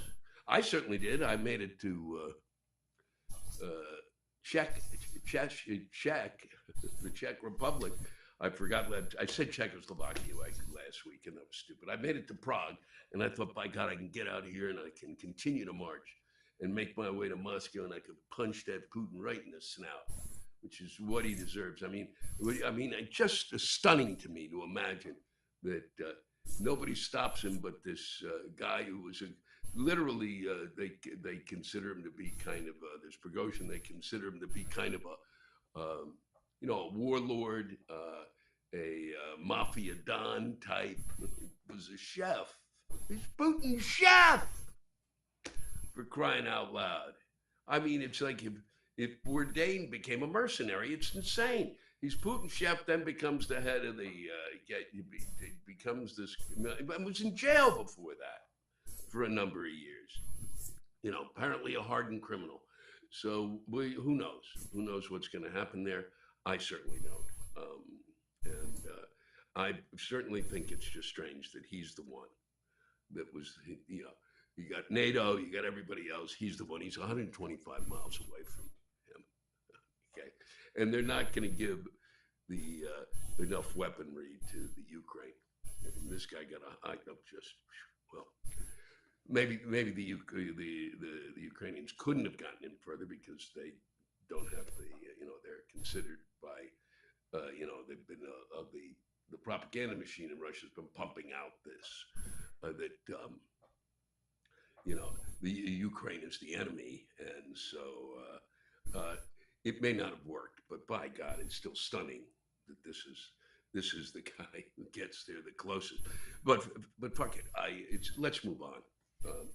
I want to just give you a little idea of what my trip was like, and it was London was just much nicer than I've had a better time there than I've ever had, and it's just you see the Westminster Abbey. I go to the Buckingham Palace. You look in. I mean, it's a whole world that's insane. Buckingham Palace, the whole thing that goes on there. But there, you know, as I've said before, it's history, and there is something about that that gives people a certain sense of comfort. Obviously, they're still big on the monarchy, and certainly we were here when everybody was, you know, people couldn't get over it. Oh boy, here he comes. But extraordinary to see, and really kind of it gets you out of the frame of the heads you would get into in this country with the idiots we have. Because I come back and there's, you know, Boebert is being called a bitch by Marjorie Taylor Greene, and the Hunter Biden gets off, and I mean, for God's sake, we'll get back to maybe we'll get back to that. I don't, but it was splendid to see London. I couldn't go to the theater, which is really one of the reasons you go there, especially someone like myself who spent that much time in theater. But I was having I had some hearing issues because of an ear infection. I don't mean to share all that much, but there were some great shows to see, and I didn't get a chance.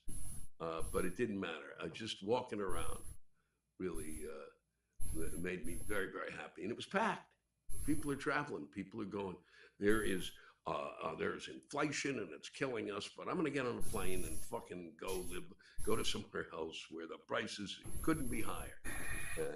And that certainly is London. It's an expensive little city.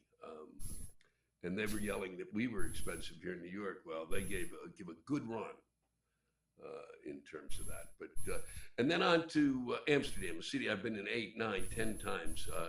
A city that I just say go to. Just go there. Just go there. Not for the drugs, not for the red light district. Both of those have kind of faded into the background. You go there to wander around in literally the 16th century, which is what a chunk of wandering through around those canals is, and get on a tour even and just wander through the canals. It is just building after building after stunning building that they've kept in remarkable shape, and they're doing some more building there, and there's buildings going up everywhere. I was lucky I'd worked there for 9 years. I was one of the first comics. I think we were the first American comics to work there.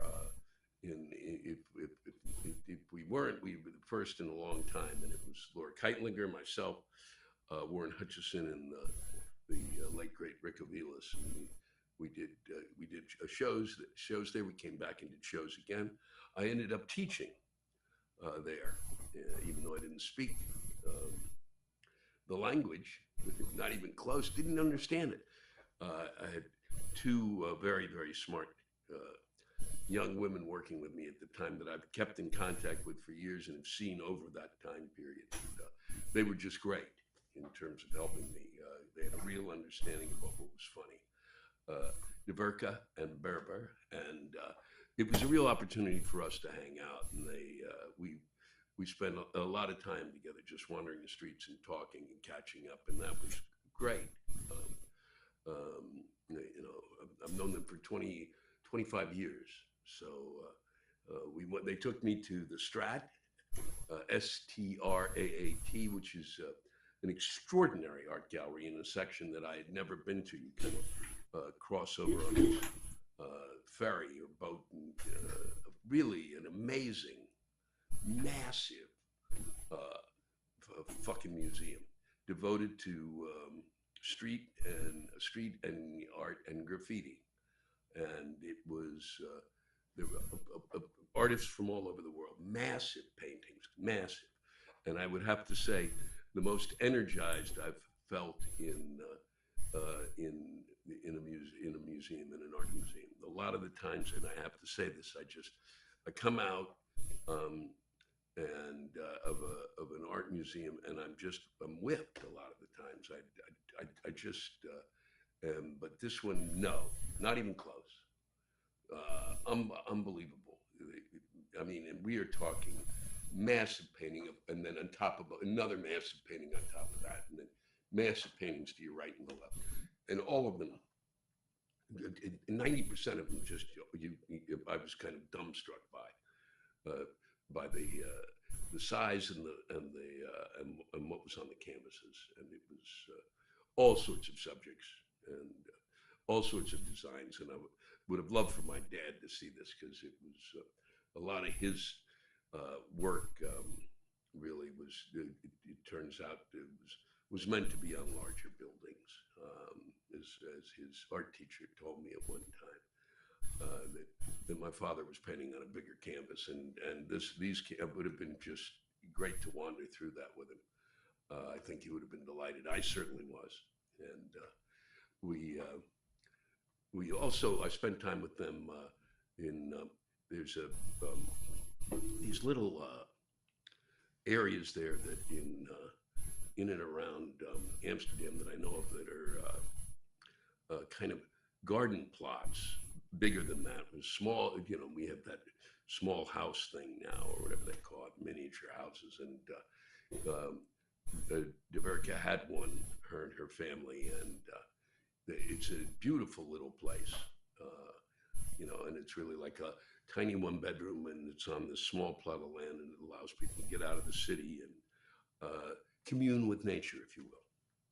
And of course, it's a community that they've got. It's like a co-op, so there's a number of people who will drive you nuts there, but it really is just beautiful and a delight to wander through. The whole time there was just great. And when you go there, you go to the Rijksmuseum, you go to the Van Gogh Museum. You go. I didn't go this time to the Anne Frank house, and it's a rich full time there, and it's well worth it if you can get over there. Followed by on my way to Berlin. Yes. Back to Berlin. I'd been there when I was younger. I talked about that last week, and I was looking forward to going back again. Took an extraordinary little ride there in a boat that this really quite nice. And then it was kind of almost a private thing that was just a few of us on it, and we went through the canal and the canal or the river. I'm not sure. When you don't plan and you just hop on board things, you don't really know. But it was through about an hour and a half of basically viewing Berlin from another angle, and I got to see and did not get to go to, which I had done before when I was a kid, and it was in East Germany then. Was the Berliner Ensemble, which was the theater that Bertolt Brecht and Kurt Weill came out of. And they were producing Baal, which is written by Bertolt Brecht, and I just got to see it from the water. There's a thing called Museum Island, and which is where we boarded this boat, this little, one of these boats, and there were like 4 or 5 major museums there, and the one I ended up at was it was great, but it was a lot of church art. I'd rather be in a church to see church art. It was very medieval, kinds of medieval art. And art pieces that were basically I believe in churches. So not really I'd rather be in a church to see them. So we wanted a bit about Berlin, want to go back. People really rave about it. I did not get that kind of like, I didn't understand where that came from, but I know that it's there, and it may have been just where I was wandering around. In Berlin, went to it's a real re-examination in their museums of mea culpa and what they did wrong. And they have an extraordinary Jewish museum, which has got Daniel Libskin is the American architect who did this, who designed one of the main sections of this, the Jewish Museum, and it is to give some sense of what it was like to have gone through to be in the camp and to be taken away and to have lived through the Third Reich as a Jew, and what would happen to you. And it's not pictures on the wall. It's just all I can say is go. It's just this kind of visual interpretation and the way in which he designed the space. It gives you kind of a vertigo or this sense of displacement. It's and if it doesn't work, at least it was an extraordinary attempt. They have a huge museum. They have this huge kind of art memorial, which is like hundreds of these what appear to be look like caskets that you wander through to those who perished in the camps. There's a museum of terror where they recount their horrors. It's really a mea culpa time in terms of they're not afraid to say this is never again, and a lot of what they have in terms of their museums, or the museums, of course, I visited. They certainly have some terrific art museums there, but a lot of the museums are devoted to kind of saying, never again. I had some Wiener Schnitzel. Their diet, the Berlin, this was the typical, considered kind of the typical German meal. I can't believe it was that typical, because these people would have been weighing hundreds of thousands of pounds. I mean, it is a Wiener Schnitzel. It's veal then that's fried in this dough. I mean, it is just, and it's massive, and it's just you can barely eat it. And I know that there'll be people going, "Oh, you ate veal?" Yes, I was there, and I did. And this is certainly no way to, as I can see, but it just didn't work out. It was not my, not really kind of the food that I go, "Oh boy, this is a treat." But then again, it may have been the way it was prepared. But it's really a diet that could, I think you could just balloon in size, and I don't think that the heart can take the fattest potatoes that will be pumping through your bloodstream after a meal like that. It didn't eat much of it, and but let's move on to the extraordinary Czech Republic, which was a knockout. Another place I just say go. I'm not I'm somebody who takes pictures, but this was a place where you walk 20 yards, take a picture. You left the hotel, walk 20 yards, take a picture. Walk another 20, take a picture. Take a picture, take a picture, take a picture. Go into the churches. The churches are insane, and I think give Italy a hell of a run. And there's the churches are Catholic and Protestant, and they're all over the place. I mean, there's seems to be a church every 100 yards, and the 70% of the people are agnostic or atheist. It's just an amazing walkthrough. There was an exhibit of little statuettes and stuff by Salvador Dali, a favorite artist of mine, and that was well worth a visit there. And it was stuff I'd never seen, stuff that that was inspired by Alice in Wonderland, and a lot of lithographs, which he was always.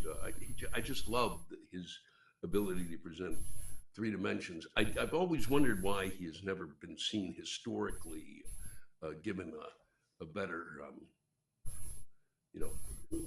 given a. I don't know why he has not been, gotten more of a kind of a nod to the kind of work that he did. I've always wondered why he never achieved the kind of recognition of the other artists of his time period, and I've discovered there, which I did not know before, because I've always been kind of a fan of his,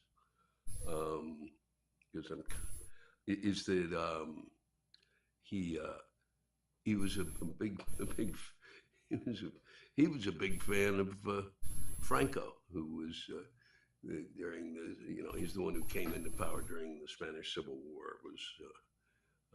His power was solidified, and it was kind of a dictator and an autocrat, and he just doesn't seem to be Dalli's.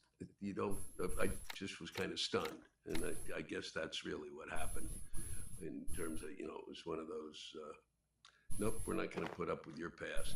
So it was a really great museum to visit, though, and interesting to see his work. If you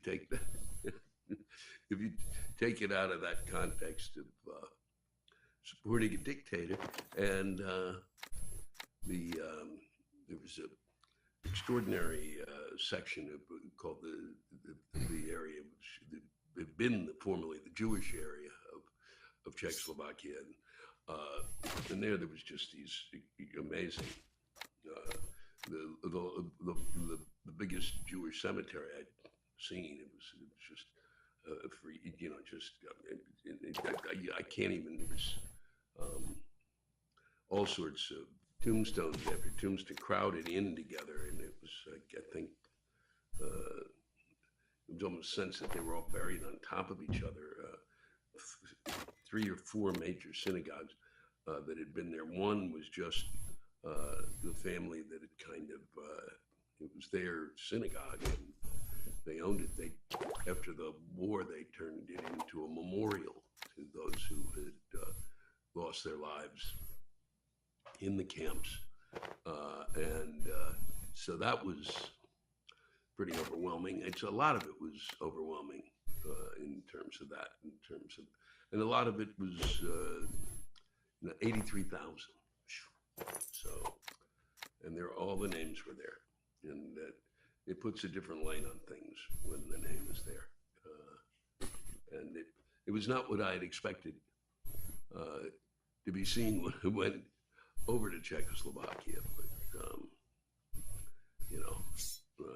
it's one of those things you go, okay, I better get over there, or I'll be, someone will notice, and I'm glad that I did. It's always important to retrace your roots, and my family is very, very lucky that the Russians early on in the turn of the century had these pogroms and basically scared the shit out of my family, both sides of my family, and got them out. They just scared them out of Europe, and they came to America, and that the first major wave of Jews coming here. So, and that's my little Jewish material today. And I moved on from there to Czechoslovakia. I really went to Lisbon, met up with my friends there, and went to. Let's just go once again. It's one of those places you just go. These people are really terrifically. They at least appear to me to be a lot saner, a lot happier, a lot nicer than we are, and don't have what we have, but certainly know what's important in life. I think of. And much more so than we know what's important. So in Lisbon, we went with my friends to Nazaré, where they're the 100-foot waves. There's a documentary based on it. That's how they knew about it. I'm not a major surf guy, but it was one of the longest rides I've ever taken. It was supposed to be an hour and a half. It took almost 3.5. How my friend was able to do it without just driving the car into a wall and saying, I can't do this anymore. We should all die. It was incredible. It turns out later on, just toward the end of the trip, we discovered that because we're driving on these back roads, and a lot of the times this fucking that voice of whatever that it was Hertz, I don't know if it was Google or the Hertz fucking mapping system or whatever, but it was with that kind of turn left, with that charming British woman's voice, and I can't do it, and justice in any way, but yeah, because I conjure it in my head is like PTSD. It turns out that they said don't take the highways, and we were seeing highways everywhere. So essentially, this thing had been loaded up with, to do a route where you take the back roads. Why would anybody? I mean, you might want to do that, but literally, if you're on vacation, you have a limited amount of time, and you're thinking to get there in an hour and a half because that's what it says you should be able to get there. And if it said 3.5 hours, you might decide you don't really want to do that. Well worth though getting it once we got there. And a stunning view, but no 100-foot waves. Got fucked out of that. They don't come until March or something, and so what was it? Whatever. But we missed them. That's for sure. Their time had passed, October to March or something. I forget. And then and because I don't surf, okay, that's why I forgot. You figure it out. Go look it up. And go there. But go to Lisbon, and if you can, I've been there before. You go to Porto, which if you can, which is the stunning wine area there, the Douro Valley and the Douro River, and it was a trip that helped. I'm lucky to have been able to take it, and because I needed that time out of here. Because you come back and there. And like I said, Marjorie Taylor Greene is screaming at Lawrence Boebert. Lawrence Boebert is screaming at Lauren Boebert. That clears that up. You're calling her a bitch because she had, because Lauren had come up with articles impeachment against Biden for whatever, and Marjorie Taylor Greene said that she stole her ideas, and because Marjorie Taylor Greene said she's the first one who really came up with the idea and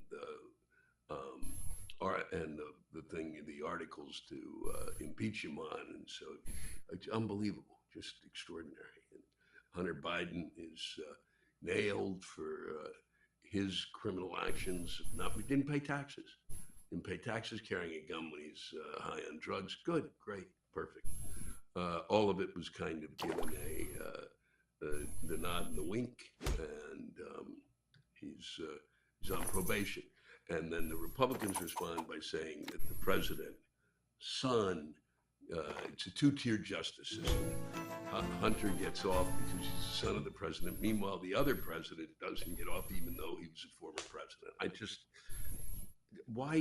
Why they wouldn't have just said that the two-tiered system, which is as if a normal person had been busted for the shit that Hunter was busted for, would be in jail. That's it. It's that simple. And that's the two-tiered system. These are two, that's the way you call it two-tiered. It's not two-tiered because there's some things that they apparently our former president did that were just a little beyond the pale, but we'll see. We will see. You certainly don't make the judgment. And you certainly, if you're looking for votes, I think you talk about the two-tiered system. You don't hang it on him, but the two-tiered system that really tears our country apart. There's one for those who are in a position of power, who have money, and then there's those who have no power and no money. And that's the way it works. So, and one would think, but but you come back and it forces you to think, and you start to lose your grip, and you end up talking about this shit. And the little that goes around the track in your head 100 times, and you get no further with it because you're just kind of stunned that this is the way in which we lead our lives here. And that's it. The only thing I left out was the amount of newspapers in London every morning, 3 that I saw. 3, because they actually, and in the end too, you should know that they watch us. All those countries watch us. They look at us. When we do something, they were really wondering. Biggest question, every country, at least 2 to 3 or 4 times, if not more. Certainly the cabbies in London asked. Every time I got into a cab there, what is it?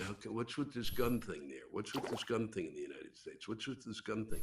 What are you going to do about that? And they're all shocked by it, all of them. And they watch us, and they wonder about us, and what we can do for the world is extraordinary. Just by really being what we know we can be. But forget it. I'm very excited to tell you that we are reading, I am reading, not the royal we, all new set of rants that have been submitted for quite some time, and I have not gotten to them, and we are finally getting to them, and this is the beginning of it, and I'm very excited about that, and I hope you enjoy them as much as I enjoyed reading them. I hope that my little travel log worked for you. It was nice for me to hold on to it for a final few seconds before I let it go. And now I'm back here. I will be going back and doing a show in Dublin on September 1st and Galway on September 10th. And my apologies for not being able to do those shows as I thought I would be in May. But I will be coming back to Europe and to London, and I will be doing those shows in May of next year. So if I was remiss in any way for making you for not apologizing and you didn't hear it, I'm doing it again. I don't know, I'm putting it out there, and I deeply appreciate those of you who are holding on to those tickets, which I can see when I look at how things are going. And so that's it. It's a wrap up. Just a few things. Remember, there are 3 newspapers, 3 major newspapers in London that you wake up to. Our newspapers are leaving us behind, but the British still read, and not on a phone, which is kind of extraordinary. And then you should also know that they pay attention to us. They watch us. All of those, every country in Europe is watching us. And we could be a shining example. We don't have to do a lot. We just have to be the best that we can be. That would be nice, wouldn't it? That would really be something. Well, maybe in my lifetime again it'll happen. But I'm just telling you, they watch us, and they want us to be better than we are, and they do not understand, and this happened constantly while I was there. What's with the guns? What's with the guns? What's with the guns? They don't get it. They think we're crazy, all right? And I've said this before. When everybody around you thinks you're crazy, here's a shot, you're crazy. And so now it's time to get on with what this is all about, which is reading your rants. And they're all new. I've been stowing them away, and it's time to bring them all out. These are not old shows that we did, where I was reading the rants there, which I thought was well worth getting them out there to you. But now we can go back, and I've gone back, and this is the first week, and next week we'll be doing it, and I hope that you enjoy them as much as I enjoyed reading them. Please have a splendid week. I hope it's good. I hope we get through a week where there's no bullshit, there's no nonsense, where it's kind of quiet, and we can enjoy the summer. That's what it's here for. It's here for enjoyment. Little time at the beach, little time at the pool, little time for fatty foods. Have a good barbecue. Take care of each other. Thanks for spending time with me. It means the world to me. Look, there's a lot of stuff that I hate in this world. It's why you listen to this podcast, right? Well, maybe you agree, maybe you don't. But I know one thing that everybody hates, and that's bad sleep. Maybe you're lying in bed just trying to get to sleep in the first place. Or maybe you're a hot sleeper. So you're waking up dripping in sweat. That's why I'm glad to partner with GhostBed. They're a family owned company and they've been around for 20 years, so they know what they're doing. They don't just slap together mattresses like some of these other companies. They actually take the time to make a high quality, made in the USA mattress that's going to help you get the sleep you deserve, and it's going to last. If you're a hot sleeper, you'll want to check out the GhostBed Luxe, which is dubbed the coolest mattress in the world. Try out your mattress for 101 nights with their sleep trial. Shipping is free, and most orders ship within 24 hours of checking out. Listeners can get 40% off all products site-wide. You can get 40% off mattresses, adjustable bases, and bedding accessories, or get 50% off when you bundle a mattress with an adjustable base. Use promo code LEWIS at ghostbed.com/Lewis for 40% off site-wide, limited time only. Hello, it's the first day of summer, and what better time to begin reading the rants that I've been saving for way too long. And I really look forward to getting back to these because there are some great ones, and we'll begin with the fine one. A good place to start comes to us from Brian. A friend of mine sent me an article this week by a writer who went to Kabul, Afghanistan to interview former Taliban fighters about what their lives are like now that the Taliban are back in power, and it's truly astonishing. One complained about the amount of traffic he has to deal with driving to and from work, and he has to carry a gun with him at all times because of rising crime. Another said that he lives in Kabul but can't afford to bring his family there because the rent is too high. And a third bitch that his boss makes him be at his office by 8 a.m. and can't leave until after 4 p.m. Otherwise, his salary will be docked. And finally, one said that he and many other former mujahideen have had a hard time finding work, and that as a result, they are spending all of their waking hours on the internet and have gotten addicted to Twitter. Back when we invaded Afghanistan in 2001, the U.S. government said we were going to bring freedom, prosperity, and the American way to the Afghans, and holy fuck, I guess we did it after all. Who'd have thought? Maybe we could bring them all over, have a big conference here in the United States about what it's like to be a commuter. What it's like. Wow. We couldn't have done a better job of putting him in a prison, the same one that many of us have to exist in here as we deal with the daily bullshit of the American way. Okay. Thank you for that, Brian. Thank you. From Greg Garland. There's someone who's going to be happy to hear this one. You might remember the last rant I sent in. I was talking about how much I despise that damn rubber chicken. Well, Lewis, I'd like to take back my rant. Without that chicken, there's something huge missing from the show. I'd like to apologize for that last rant. No rubber chicken is like having Kathleen Madigan not drinking on her pubcast. You are a comedic genius, Mr. Black. Oh, please. But now, please bring back the rubber chicken. I'd like to bring back the chicken. I don't know where he's gone off to. He was shamed by so many of you. I really appreciate it, Greg, that you got this into us. And I'll see, if I can lure him back. But then as soon as I do, there'll be others who will be bitching and moaning. He most of all, because he's going to want a fucking raise. A lovely rant from Amanda Stacy. Lewis, what the hell is wrong with men? I'm asking because recently my whole household got hit with a cold. Thanks to our kids, our house has been a revolving door of shit, puke, and snot for the past few months. Constant flu and cold bugs. But this time around, my husband got sick first. It was clear to me within a couple of days that it was a common cold and he would just have to ride it out with over-the-counter stuff. When I say that my strong, amazing husband turned into a pussy over a mild fever and a stuffy nose, I'm putting it mildly. I tended to that man more than my kids. I spent an hour convincing him that he was not patient zero for some mysterious illness that he was sure to die from.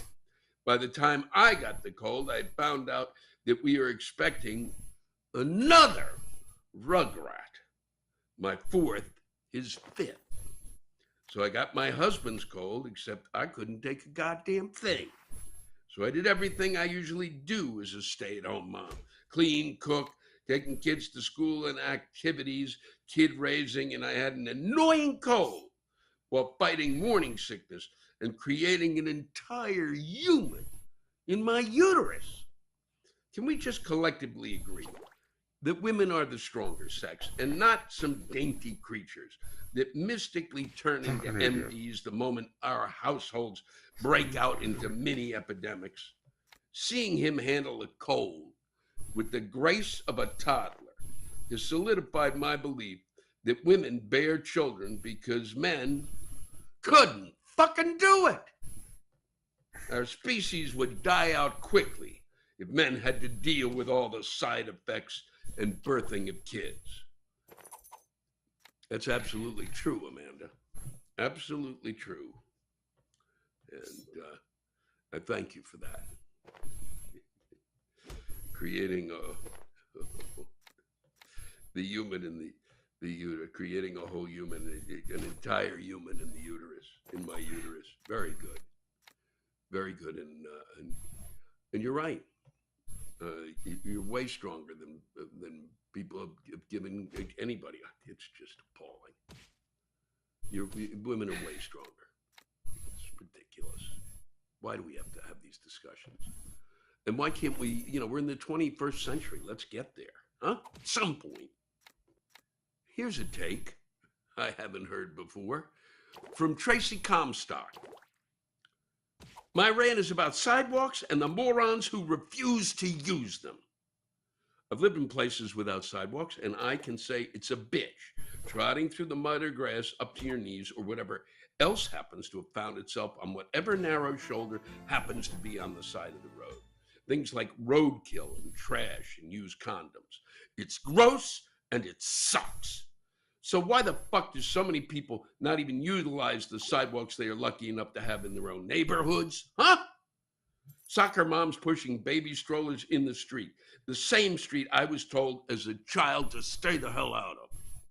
Joggers in the street running right next to the damn sidewalk, yet choosing to ignore it. Entire families going for an evening walk in the street next to the sidewalk. Dog walking in the street because that way we don't have to pick up the excrement from our neighbor's lawn. Kids on roller skates, you guessed it, in the street. Not on the nice, safe sidewalk away from cars and the always present Amazon truck or van delivering new Lululemon yoga pants to the soccer moms so that they have something cute to wear while walking the kids in the street right next to the sidewalk. Get in the godforsaken motherfucker. Get on. Sorry, she wrote in and I said, I'm sorry, Tracy. Get on the godforsaken motherfucking sidewalks, you fucking idiots, and be fucking happy you even have them in your tight ass town. Fuck. Fine. Thank you, Tracy. Got it. A lot of people not using the sidewalks. There's a tax dollar going to waste. This comes to us an old tale told again and again and again because it never grows old, because we never grow up. This is from Ginger, not Josh Miller. As a married woman, I'm pissed off beyond belief that I am seen as an extension of my husband. Every time I brought our car into the dealership, they would call my husband to tell him it was ready or what needed to be done. I made the appointments. I dropped it off and was the one picking it up. I gave them my number. Every fucking time they called him. This means I'm waiting for a call I never get. And then when I call them, they say, oh, we called your husband and left him a message. Are you shitting me? He's not the one waiting for a call to catch a ride from work to pick the son of a bitching car up. Go to get new tires? They stand at the counter calling his name, not mine. Even better, I've been told my reservations cannot be found when I give my name. Oh, but they find them when I give his name. I make the reservation under my name. I walk in and hand them the keys and give them my name. But when it is ready, they still yell his name, even though I'm the one there. I even open an account under my name only, and it still happens. Makes my head want to explode. Fast forward, I bought a new car. Me. I bought the car in my name only. He is not on the loan. He is not on the title. As far as my car goes, he's not tied to it at all. And when I bought my car, he went to the service department and paid for a second key. He owns exactly one key to my car and is not tied to the purchase or ownership of my car. A few days later, they call him to ask how things are going with my car. Makes me want to get a divorce just so I can be a fucking individual, not an extension of the man I married. I hate being a woman in our society. Thanks very much, Ginger. And I get your message loud and clear. It's repeated every day. Every single fucking day. Thank you for that.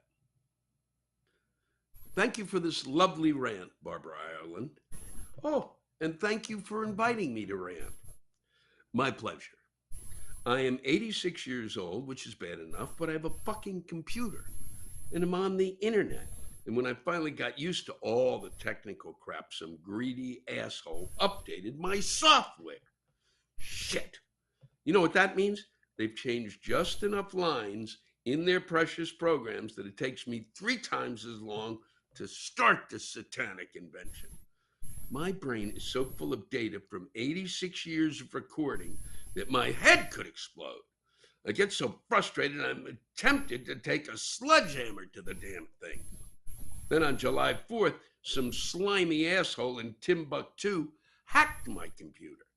They started sending requests for money to all my contacts on Facebook. People I know alerted me that people they know and whom I've never heard of said I was asking for money for drugs. Jesus Christ. It has been 6 months since the rape of my computer, and I'm now dealing with PTSD. A little voice in my head says, you better not check your bank balance. That shit-brained Timbuktuan may have reinstalled the program that can capture every fucking keystroke you make. My emotions have been stressed to the limit. You know how to put a curse on the internet and Bill Gates? Huh? Maybe voodoo? Anything. I used to be able to rant to my daughter. In fact, she taught me how to rant since I was raised to say only edifying words. Well, she died a year ago. I could really rant about that, but not now. Thanks for listening. Shit damn fuck. My Facebook password, Barbara. I'm sorry for your loss, Barbara, but not sorry that you sent this in. Wow. Yes, sirree. It's a new world, Barbara. It's a new world.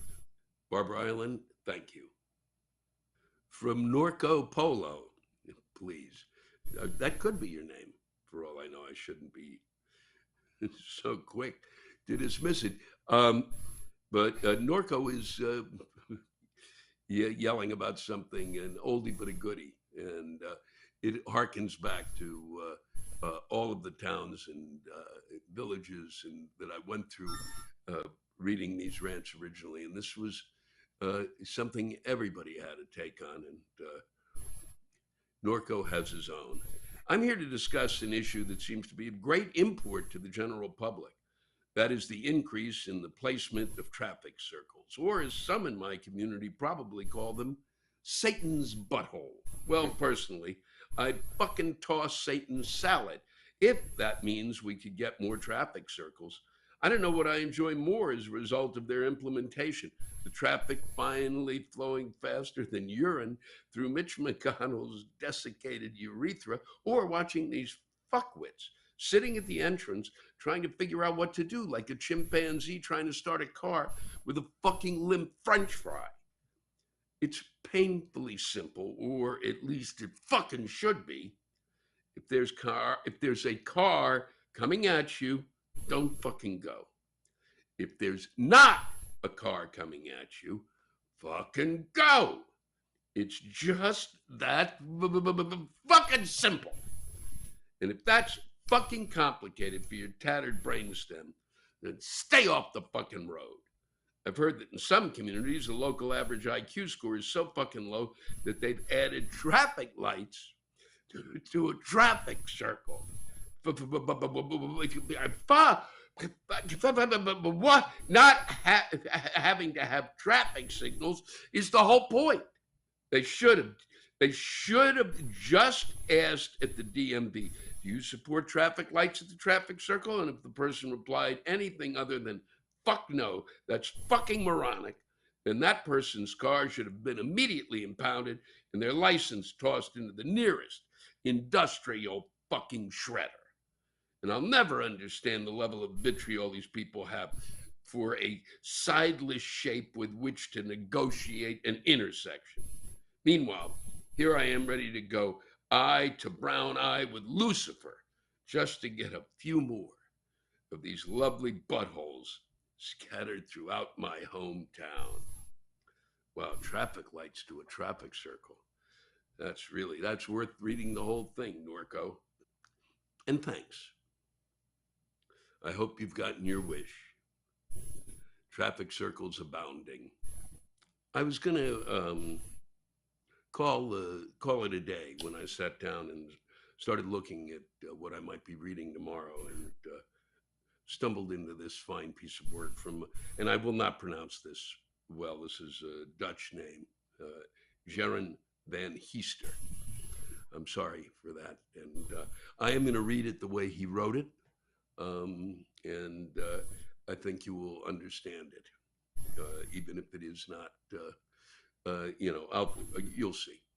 This is an international contribution to this wonderful gravel pit of misery, where from anger, imploding adults extract their frustrations and fumingly bring them to you, after which you present them on a flaming platter to the world with the additional message to please go fuck itself instead of us. Huh? The world then kindly accepts the pepper-coated message, adds some coconut cream, honey extract, and aloe vera to it, and stuffs it back in our own asses and continues to do what it has always done, being a prick. But fair enough, this concept of anger unloadment makes our lives 10% more bearable, although it fucks up our walk. We do not like flaming hot stuff coming in or out of our asses just as much as the next man. But we will accept it nonetheless. Thank you, Lewis, for making my ass so much more spicy. Oh, wow. Than it already is. That being said, why for fuck's sakes do parents give their 6-year-old children orange juice, milk, or lemonade in the most fragile of liquid containers? And they bring them to school. The fuckers cannot even tie their shoelaces or wipe their own ass, let alone let alone open and watch those ungodly things. We do not have school canteens here, and children eat inside the classroom with me. With me, their beloved teacher, and don't get me wrong, I love the children in my class to death. Not the school shooting death, by the way. We don't have that here. It's pretty hard to get a gun, and we do not have the assumption that someone who enters our house is out to kill us. I greet my burglars, give them a cup of coffee, help them carry out the TV, and wave them a jolly goodbye. Sometimes I will even yell, "Don't watch the Kardashians, it's shit." Oh, getting back to the teachers getting screwed in 15 different ways, wherever you go in the world. Getting back to the teachers getting screwed in 15 different ways, wherever you go in the world. A child has the attention span of your ex-president, we do not speak his name, who hasn't received his ADHD medication. They put their lovely liquid containers on the table, get the neatly cut bread out of their little Spider-Man bread bins. Ooh, a fly goes by. Let's forget everything I've ever done in my life. Hit it. Hit the fucking fly, Timmy. You hit it. Hit the fly, Timmy. Hit it. Hit it with a crayon. And there goes another milk-filled container on the floor. I see it fall, almost in slow motion. It gracefully lands on the bottom and with the breathtaking force of a squirting porn star, covers my entire classroom with white shit, leaving me to clean everything for the next 20 minutes. Another well-deserved break gone. So please, parents, just give them water. Water, not moo, cow, fuck milk. Water. It's great. It even comes out of the tap here. Clean and healthy as anything. It really is convenient, Louis. You were right. One last thing. To the first parent to let their little snowflake with the motor development of an ant suffering from lateral sclerosis bring a Capri Sun with them, I will lay the drink pouch on your doorstep, ring the doorbell, let you open the door, and throw a fucking brick on it. Kind regards, Jeren Ben Heester, the Netherlands. English isn't my first language. I hope I wrote it correctly. You wrote it wonderfully. You just really did a wonderful job, and I can't thank you enough. And some of it is really extraordinary. That it's not easy. You know, that was a lot of the choices you made, not easy choices. Thank you for that again. Thanks to all of you for listening to my rantcast. If you have a rant you want to get off your chest, send it in to me at lewisblack.com/live. You can think of it as therapy, or whatever you want to think of it as. Just let it rip.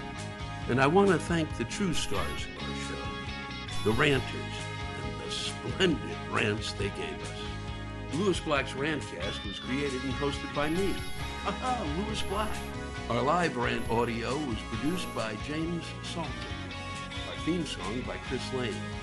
Executive producer, Ben Brewer.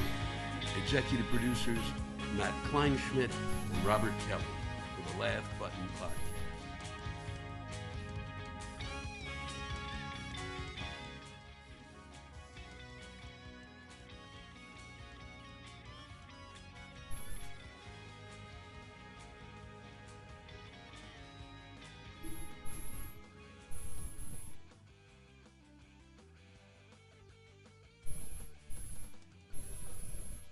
Can't believe people are doing this again.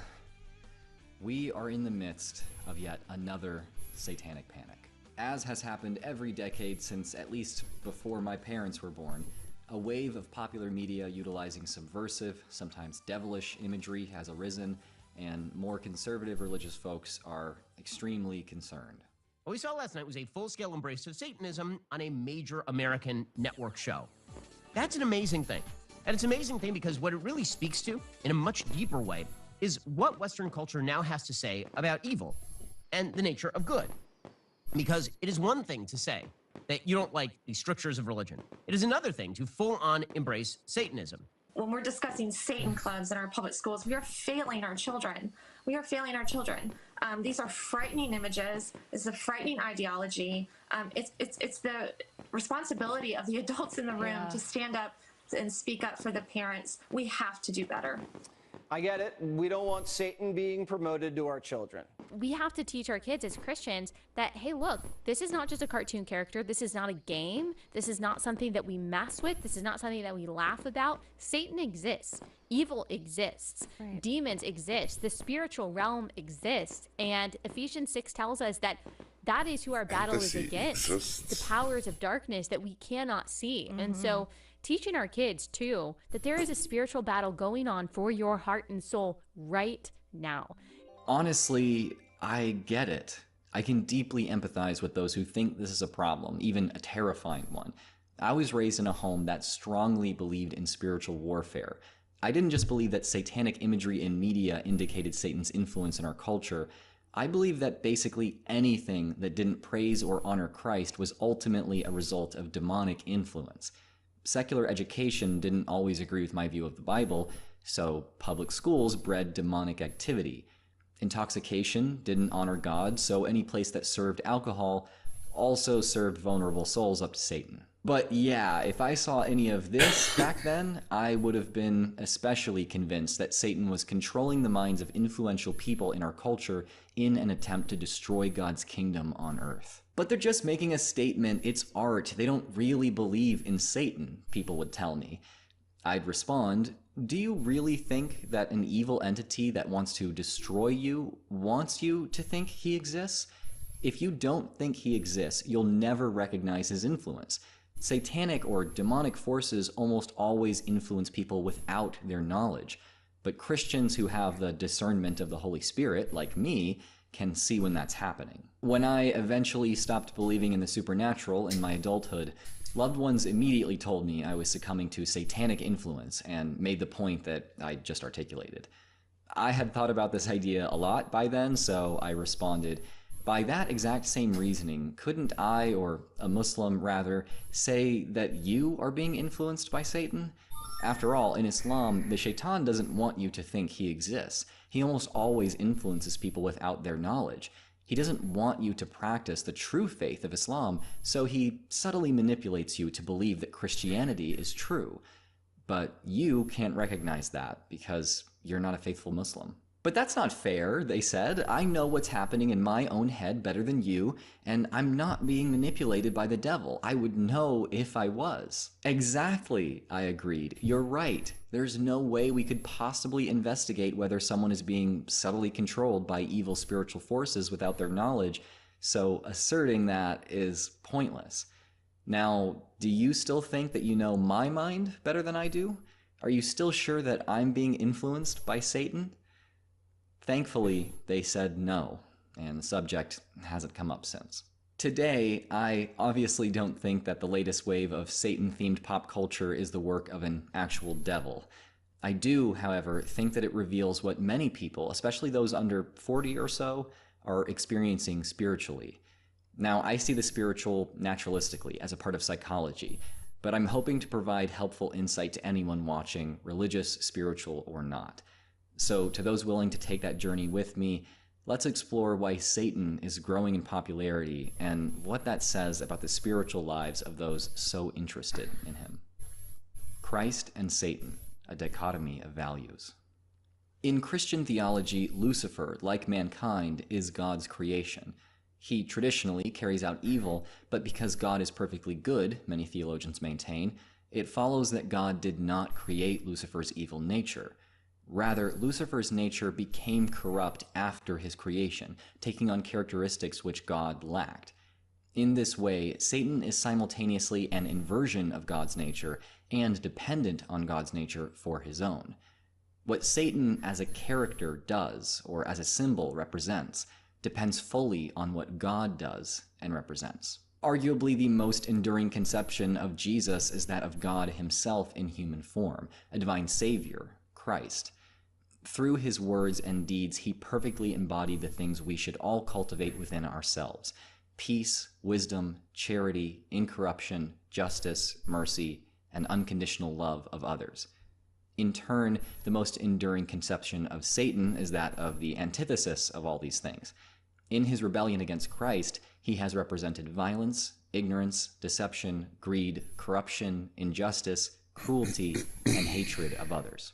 Early in the 19th century, a new conception of Satan emerged from Romantic literature, that of an underdog, heroic in his rebellion against authority undeserving of obedience.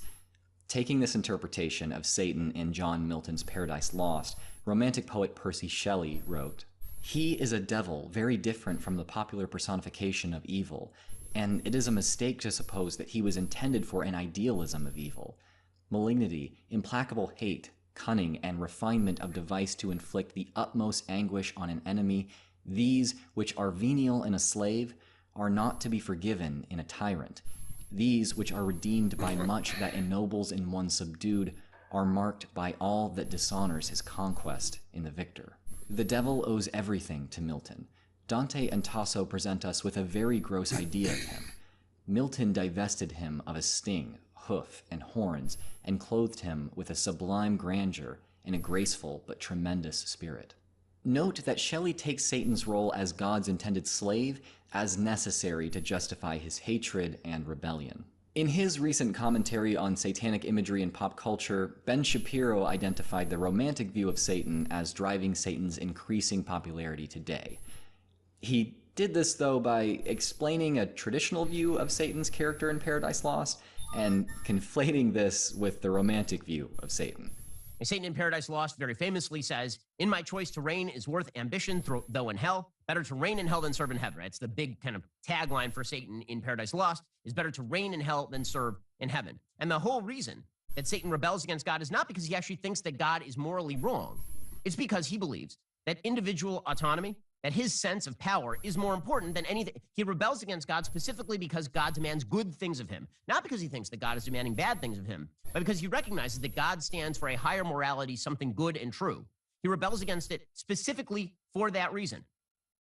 But that rebellion, for large parts of the transgressive mind over the course of the last several centuries, that rebellion is heroic in this view. And that has now become the full-fledged view of so many on the left, and they don't even know that this is the case. So, is a rebellion against all goodness for the sake of mindless self-indulgence all that's behind Satan's popularity? I'll flatly say no. That is an overly simplistic narrative created to serve the biases of traditionalists. What about a rise in the actual romantic view of Satan as a champion of individual sovereignty in the face of tyranny? While I do think the romantic view is very influential today, I don't think it's the whole story. Recent events and individual experiences are creating a new meaning to Satan's character. Inverting Christ, from charity to greed. In August 2017, Pastor Joel Osteen's megachurch, Lakewood, opens its doors to victims of Hurricane Harvey. Only after thousands of people openly criticize it for failing to do so when the people of Houston needed it most. The church has tried to do better since, but it's clear to many that reducing bad PR has motivated this change more than any Christian commitment to charity.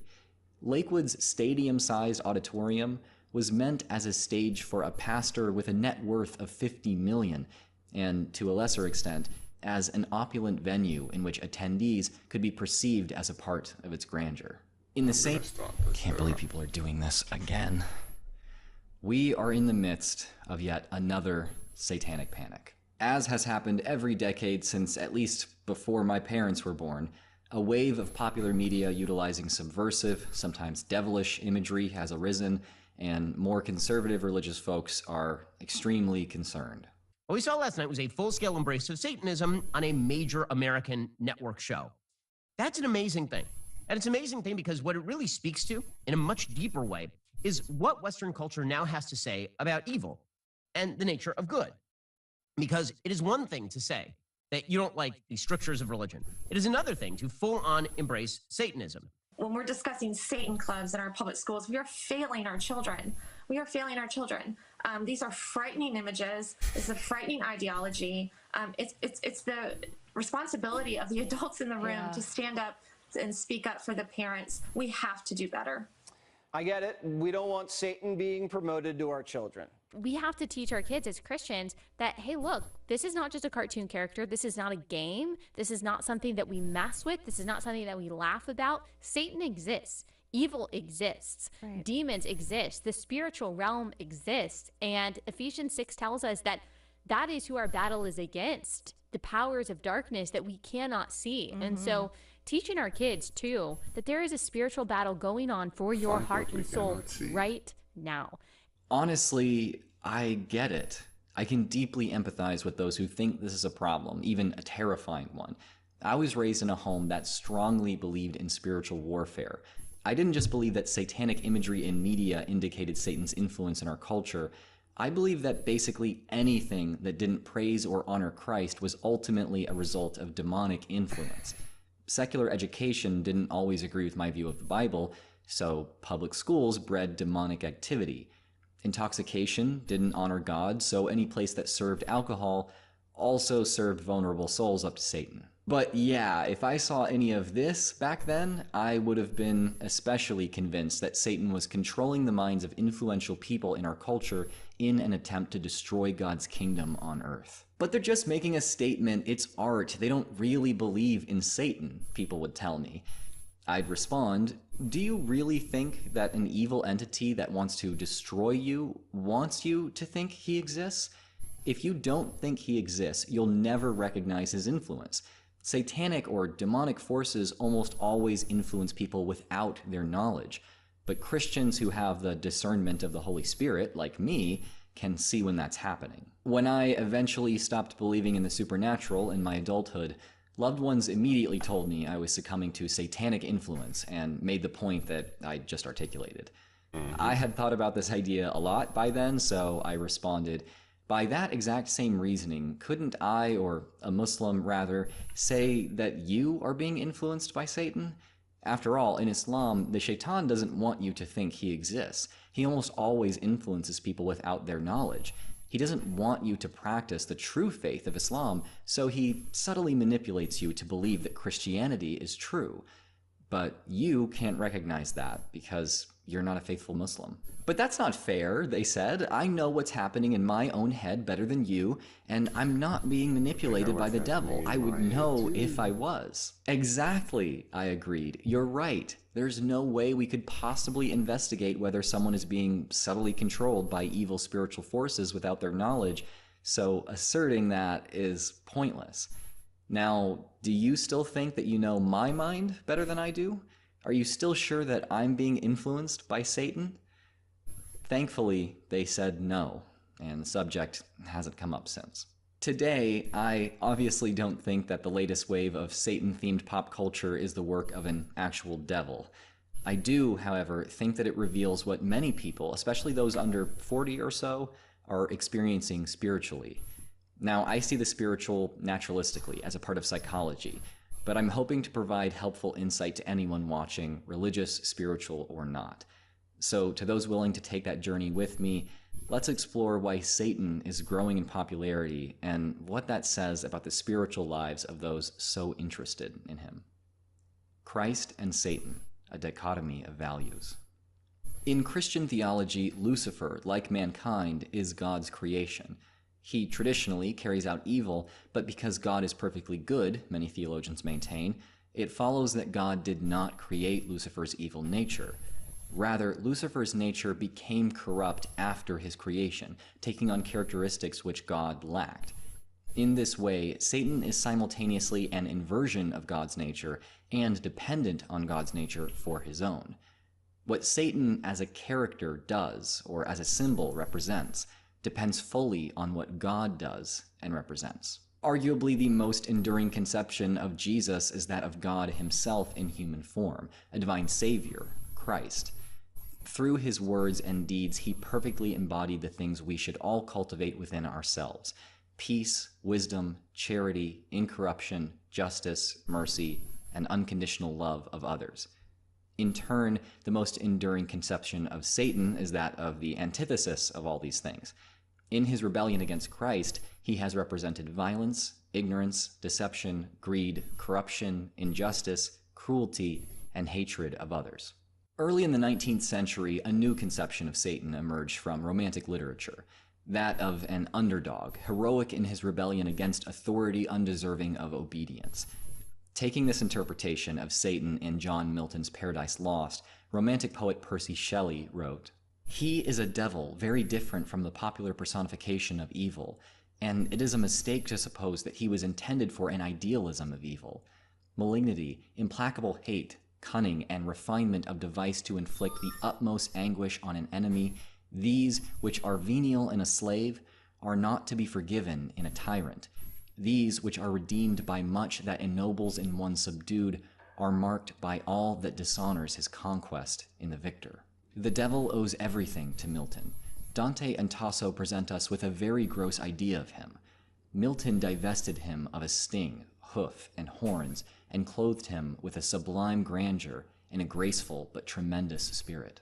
Note that Shelley takes Satan's role as God's intended slave as necessary to justify his hatred and rebellion. In his recent commentary on satanic imagery in pop culture, Ben Shapiro identified the romantic view of Satan as driving Satan's increasing popularity today.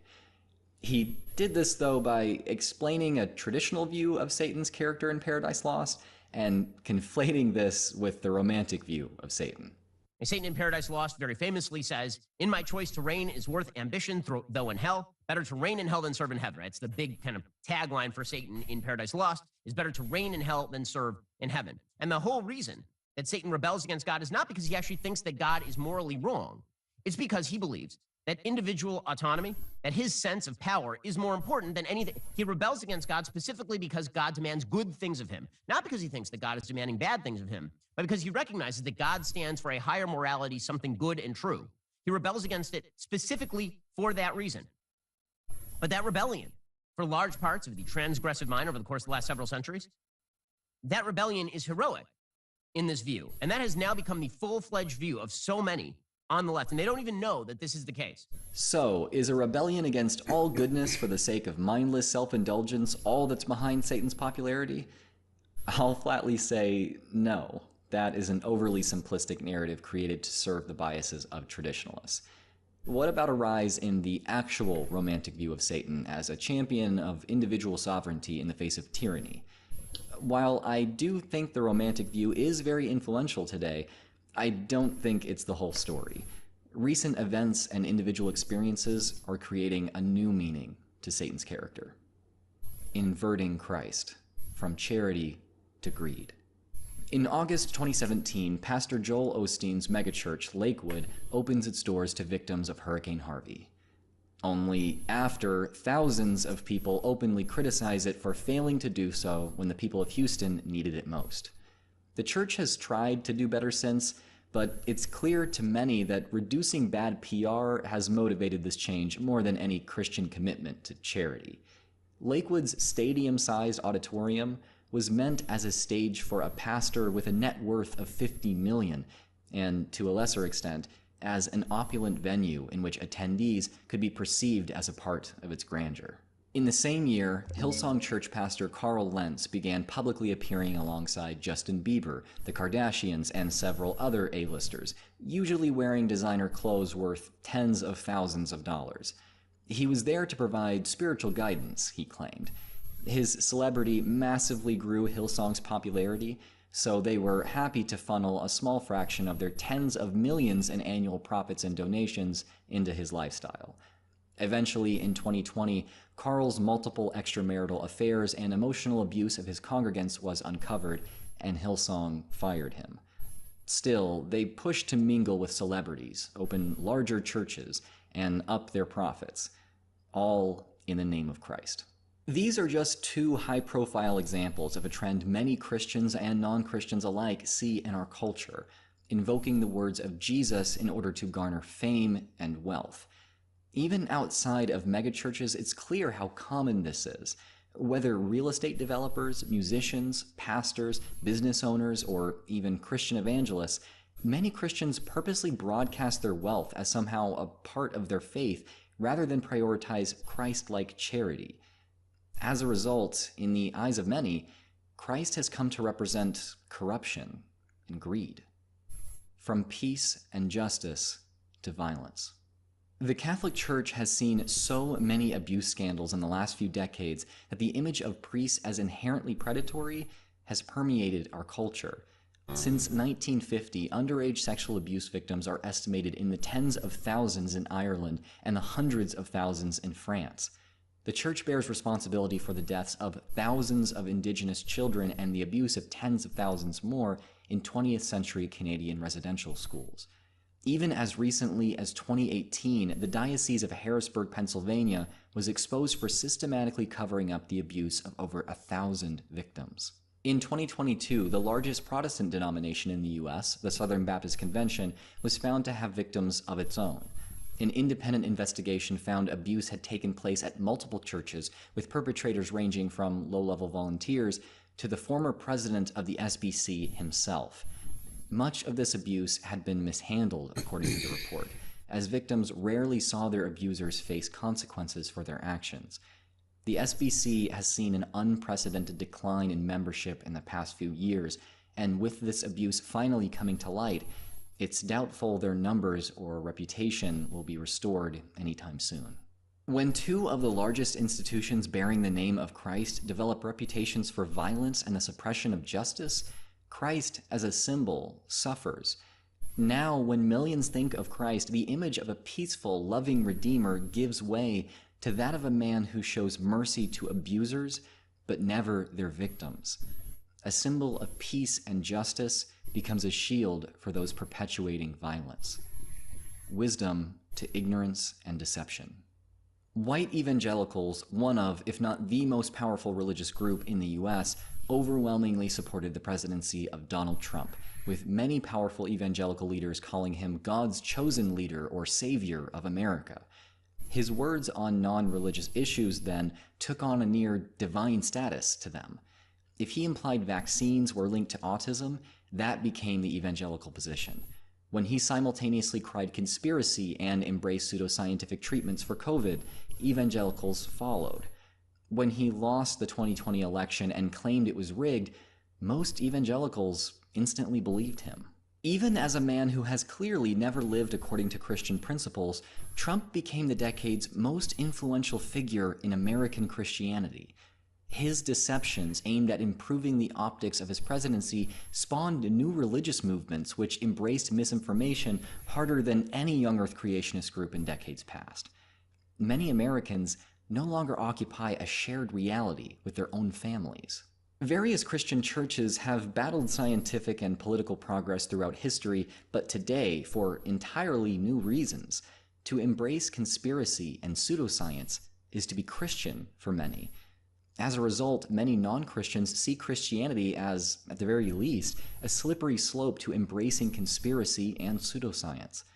Christ no longer appears as a symbol of wisdom, but as a tool of deception or a representation of ignorance. Love and mercy to hatred and cruelty.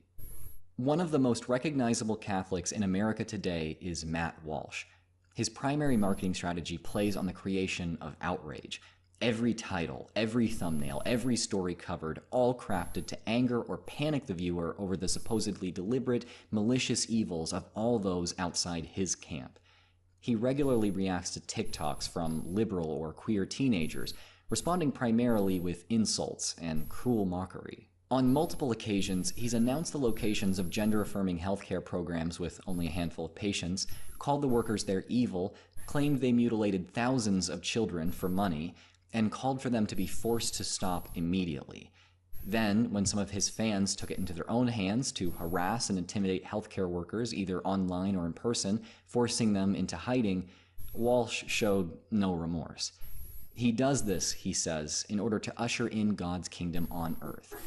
It is not in spite of his love of Christ that he shows hatred and intends to harm his enemies, but because of it.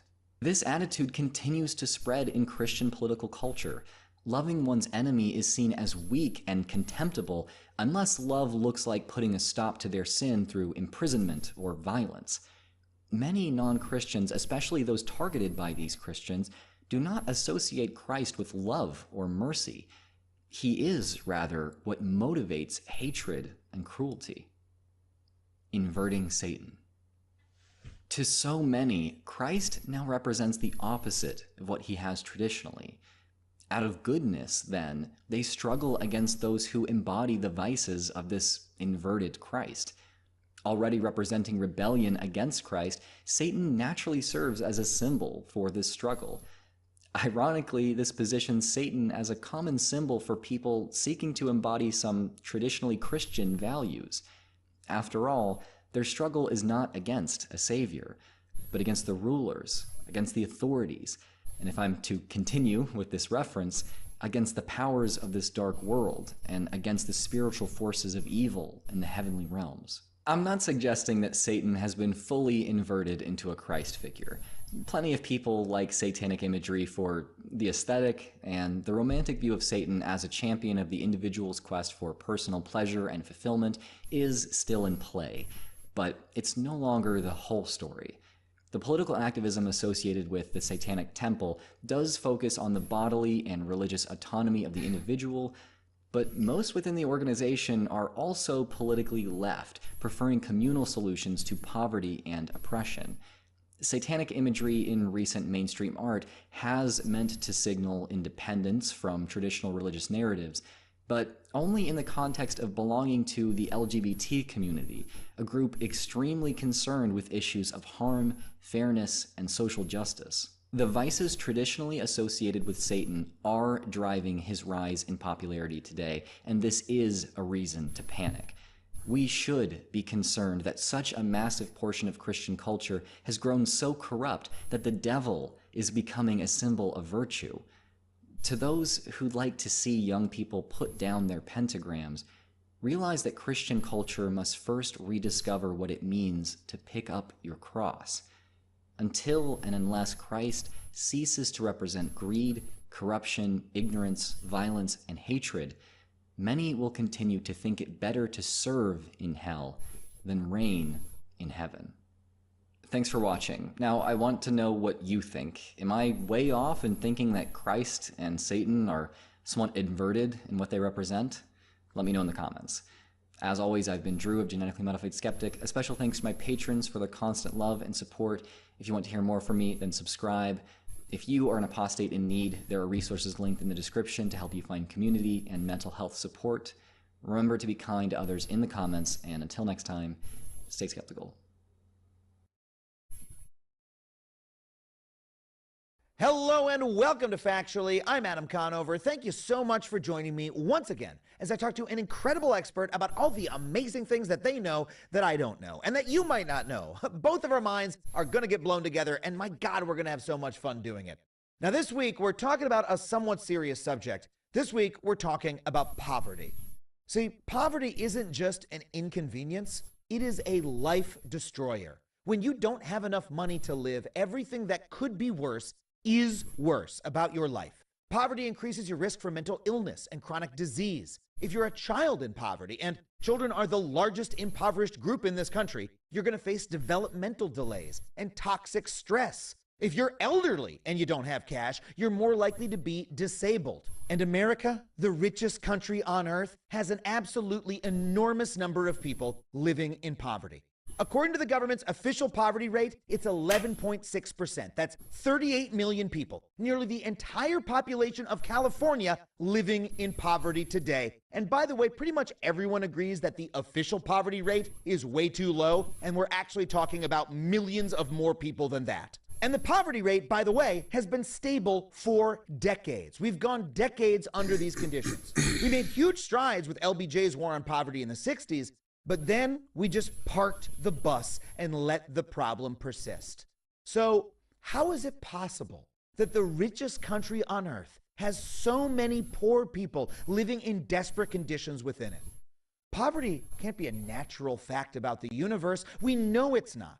There's got to be a reason why countries like Poland, Germany, Portugal, Greece, Denmark, Slovenia, France, or the Czech Republic all have way lower rates of poverty than the US despite having less money than us. So why on earth does poverty persist?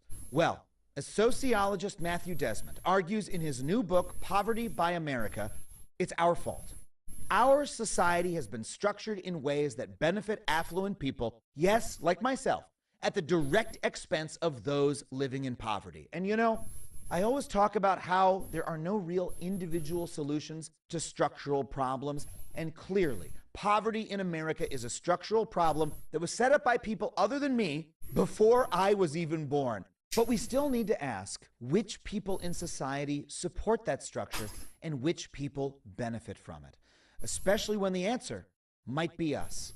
And in this searing book, Desmond does not let us off the hook. It is not an easy thing to hear, but it is an important one if we ever want to change the structure and end poverty in America. And that is why I am so grateful to have Matthew on the show today so he can chart the path forward for us. He is so brilliant. He's a Princeton sociologist, a MacArthur Genius Award recipient, and previously the author of one of my very favorite nonfiction books, the Pulitzer Prize-winning Evicted. I know you are going to love this conversation, but before we jump into it, I just want to remind you that if you want to support the show, head to patreon.com/Adam Conover to get every episode of this show ad-free and join our community. And if you want to come see me live, I am on tour. If you live in Illinois, Maryland, Missouri, or Rhode Island, head to adamconover.net for tickets and tour dates. We'd love to see you there. And without further ado, let's get to my interview with the brilliant Matthew Desmond. Matt, thank you so much for coming back on the show. Oh, it's an honor to be here. It's always great to talk with you, Adam. You're the absolute best. Your previous book, Evicted, was such a searing portrayal of housing insecurity in America. On the ground, you really showed in a way that a lot of folks like me, don't always have access to, or aren't always reminded of the day-to-day lived reality of folks struggling in poverty in America, and how pervasive it is that in every single city, you have people who are spending 70, 90% of their income on rent, are food insecure, are living incredibly precariously at the, just trying to struggle to make a life amid all of these systems that we have built that are grinding them down. Your new book blew my mind equally. It's called Poverty by America. And to me, it seemed like your attempt to answer the question, why the fuck is it like this? when we're in a country that is so wealthy, why do we have such grinding poverty still? Was that the question that animated you? Yeah, I mean, I grew up poor. We got our gas shut off a lot as a kid. A bank took our home, and I think that started this question inside of me. Why? Why is this how we deal with hardship? But then when I wrote my last book in Milwaukee, I saw a kind of poverty that I had never seen before, never experienced before. Kids getting evicted on a regular basis. I met grandmas living without heat in the winter in Milwaukee, and I think that I saw this hard bottom layer of deprivation, which, when you lift your head up and look around the country and see so much wealth, this land of dollars, I think we have to ask ourselves why. Why are we different? And we are different, right? Our child poverty rate is double Canada's, South Korea's, Germany. We are the richest country with the worst poverty. There's something wrong about how we've designed our society. And the book is called, really specifically, it's not poverty in America, it's poverty by America. I have to imagine that title is meaningful and contains some of the answer to the question. Yeah, absolutely. I mean, this is by design. This is something that we have done on purpose. I'll tell you how I thought of the title. I was in an airport. When you're in the airports and you see those fancy perfume posters, it's like right. It's like Cartier, by Chanel, and Yeah. I was like, I was kind of thinking, in a mocking or ironic way, like, what if I wrote a book that's called Poverty by America, and I put a comma in the title, and it just kind of stuck with me, and it worked because the book is like, look, this isn't some sad accident. This isn't just something that we can put on the shoulders of the poor themselves, God forbid, or even kick down the road to whoever you want to kick it down to. That other political party, that one senator, that one guy that's a little richer than you. This is about us. And when I say us, I mean a lot of us who are contributing unwittingly often to the perpetuation of poverty in our country. Now that's a really hard message to hear that, it's us who are responsible. So I want, tell me what you mean by that. I mean, I'm sure there's many folks listening who are saying, well, I had nothing to do with it. I didn't make any choices about this. I didn't create these systems. So let's drill down a little bit. What does that mean to you? So many of us consume the cheap goods and services the working poor produce. We talk a lot about shareholder capitalism, but who are the shareholders? Half the country's invested in the stock market, indirectly or directly. Don't we benefit when we invest our money in companies who participate in labor market exploitation? When we see our savings going up and up because people's wages are going down and down, don't we have some skin in this game? Our welfare state is imbalanced. We give the most to families that need it the least, especially in the form of tax breaks. And it's hard to think of a tax break like a housing voucher, right? I get it. But, a housing voucher and a mortgage interest deduction, for example, they both cost the government money. They both put money in our pockets. And so, we are really doing a lot more to guard fortunes, to subsidize affluence than to fight poverty. And then we have the audacity, right, to be like, how can we afford to do more? The answer staring us right in the face. And then a lot of us continue to be segregationist.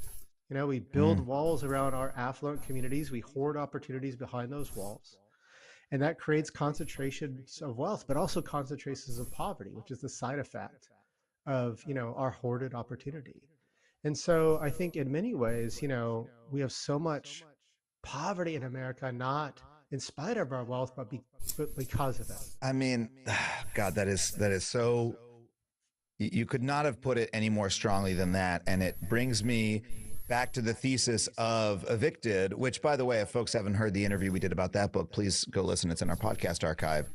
But the point that you make that stuck with me the most in that book is that there is an immense amount of money to be made off of the poor, that you can soak the poor because no one is protecting them. If you look at payday lending, the debt industry more generally, but then also the landlord industry, the renter industry is designed to suck money out of the pockets of the poor, and they have no protection. There's so many protections if you're a homeowner, if you're an affluent person, or especially if you're a wealthy person with many homes.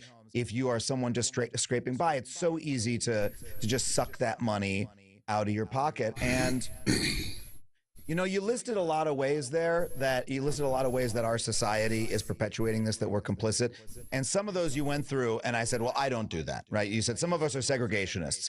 I really have dedicated a lot of my personal time to not being a segregationist in my own community. I go to neighborhood council meetings and things like that. I'm literally an activist around housing justice in Los Angeles. I do my best to be.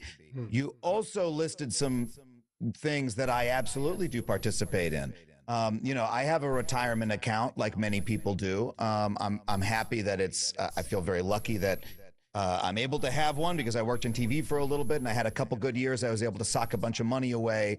But even before that, when I was just working for a website, I had a Roth IRA with a couple $1,000 in it. And, that was invested in the stock market overall. This very broad, I'm not buying shares of, Raytheon or whatever. It's just a big index fund like, the financial planners tell you to do.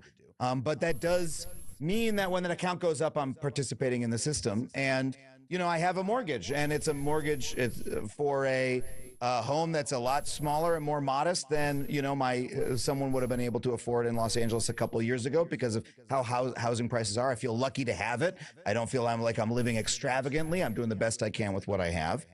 But at the same time, I'm aware my mortgage is massively subsidized in ways that my rent was not, and certainly the rent of the working poor in Los Angeles is not. And I have to acknowledge that. And I guess it's maybe it's early in the conversation to get into it, but I have to imagine that you maybe benefit from some of those systems as well. How do you think about it on a daily basis, right? Because I don't think it's helpful to sit around and point fingers at each other. You have a mortgage. No, you have a mortgage. We're both complicit, And it's also not helpful to sit around and be racked with guilt. So how do you deal with that feeling? Yeah, I think that this is like a daily practice, and I want to become a poverty abolitionist. I want to commit my life to divesting from poverty. And, I think that sometimes folks will say, well, you got to give everything up. You got to walk away from everything, and that kind of thing. That's not what I'm calling for in the book. I'm calling for something radical, but something completely attainable. And I think something that a lot of us want. You and I, we don't want to be exploiters. Yeah. We don't want our security to come at someone else's vulnerability. We understand that profiting from someone else's pain corrupts us all. And I think that, so this is kind of a day-to-day practice. You know, a lot of times, you know, we know what shoes to buy or what beer to drink to signal our political affiliations, right? Like we know that our cucumbers came from this local organic farm, but we have no idea what the farmhands got paid picking it. We have no idea if the folks making that one coffee we drink to signal this is the politics we subscribe to are getting paid. So I think shopping and solidarity with folks, you know, try to shop at unionized shops, try to shop at shops that are B Corp certified, not because that's enough. It's not, right? But those small acts build a political will that I think that can be used to change the conversation, that can be put to use for larger change. Or think about the way you and I are talking about taxes, right? I have a mortgaged house too. So, you know, every time tax season rolls around, usually, you know, the neighbor leans into the fence, you run into a coworker in the elevator, and, you know, someone's like, oh my gosh, taxes. You know, that's like a thing in the air, you know? Left, right, and center, this is how we talk about taxes. But what if we started disrupting that? What if we talked about it like you and I are talking about? And the next time someone kind of said that, we said, yeah, it's crazy. I get the mortgage interest up. Like that's an insane thing. And I wouldn't lose a lot of sleep over it if like street homelessness now wasn't built into the architecture of LA, you know, and there's kids getting evicted by the millions every year. And so I've donated my mortgage interest deduction. I've written my congressperson saying, you know, wind this down for me. Bit by bit, I think that's a way to shift what we consider normal in the country and start treating these things that are like in the air and invisible as something that are very visible and very strange. Yeah.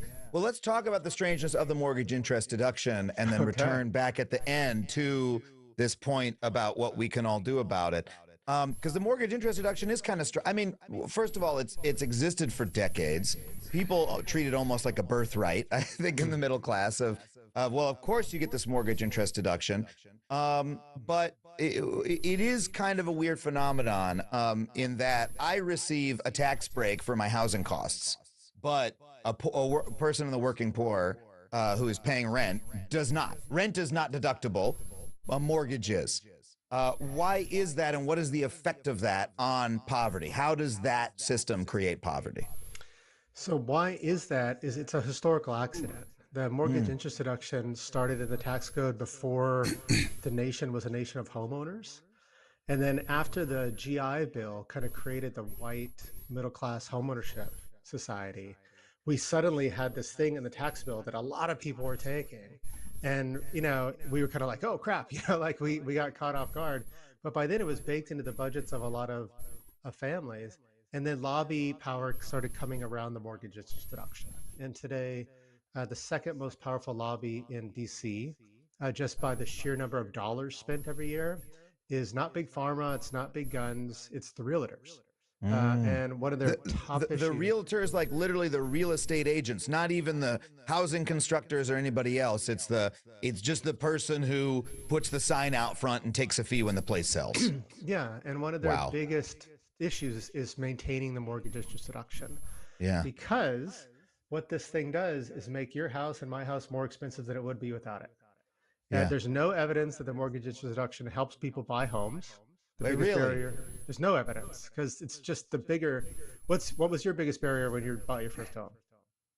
I mean, honestly, it was just finding a place at all in LA that was in a location that we could find livable, that we were able to afford, that didn't have holes in the floor or wasn't falling apart. You know, like it was the straight up housing stock being unavailable. Yeah. Right. And then finding that place and saving enough money for the down payment. Right. Correct. That's the barrier. And that is what it took. You know, me and my partner we both had to create successful television shows that ran for more than 1 year before we were able to afford a down payment for a small middle class starter home in Los Angeles, which is, you know, how the housing market is. So yes, that was our big barrier. Was it took us a number of years to build that up. Yeah. The mortgage interest deduction didn't really play a role, right?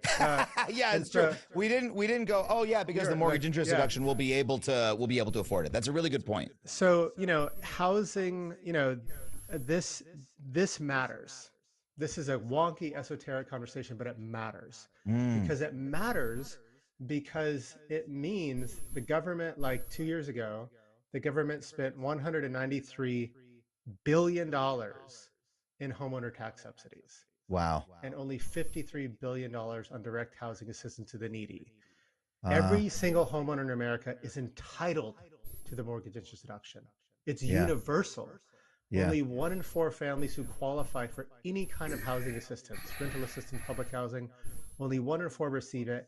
And the waiting list for public housing in a city like LA is not counted in years anymore, it's counted in the decades. Yeah.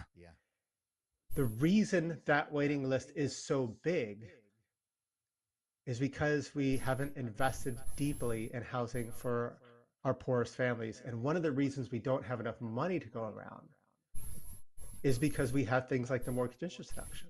Yeah. And so these things are connected. This is what I mean when we say we subsidize athletes a lot more than we do to fight poverty. And my God, you made so many good points in there. First of all, whenever there's a new subsidy for the poor of any kind being proposed, talk about the student loan forgiveness plan, right? And the various debates about that over the past year. The demand is always for means testing. Hey, we can't give the subsidy to people who have a lot of money. Yeah. We have to make sure you got to be really poor to get it. You have to prove that you're poor enough. Now, first of all, that creates a huge problem because there's the person, what if they're $1 above the limit, right? You're $1 above whatever the poverty line is for that program. Well, then you don't get the subsidy. You still need it. You need it just as much as if you made $2 less that year.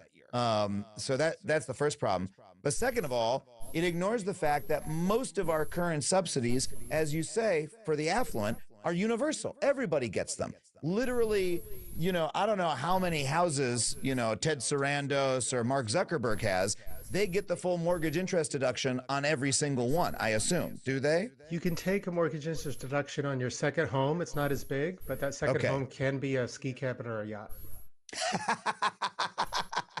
Exactly. Okay, so there's a couple limits at the very high end, but if you're making $20 million a year, you get the full mortgage interest deduction on your first home, and that is unnecessary. We're not asking for means testing for the upper class or for the rich. Exactly.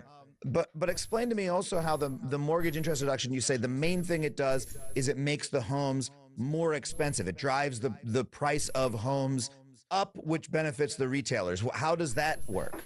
Well, one thing it does is give you more money. And so it allows you to... Me as the homeowner. Yeah.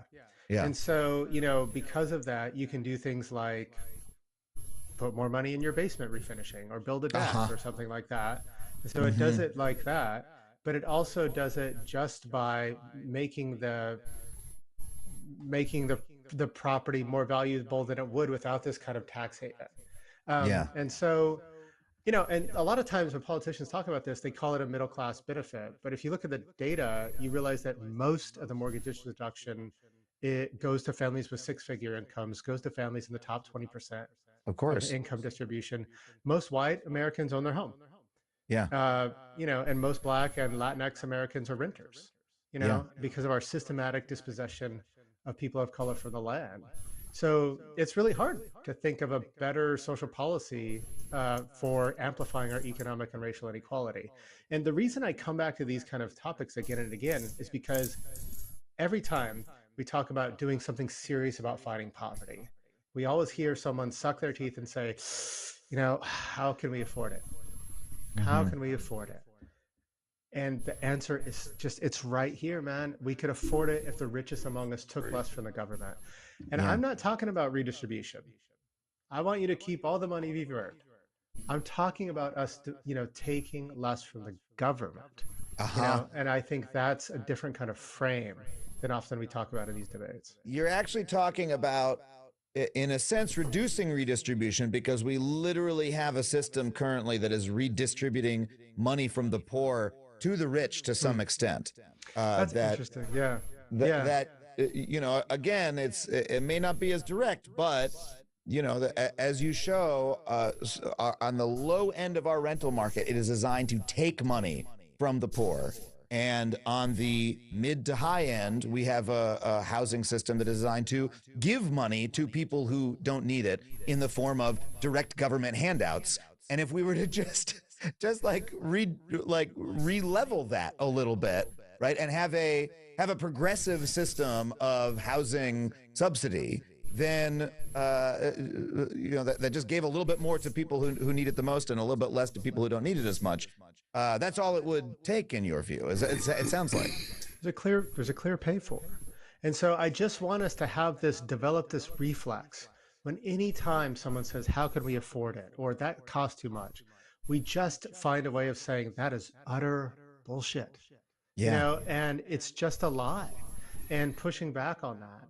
And so I read this study a few years ago. It blew me away. It showed that if the top 1% of us just paid the taxes we owed, not paid more taxes, just stopped evading taxes so successfully, that we as a nation could raise $175 billion a year.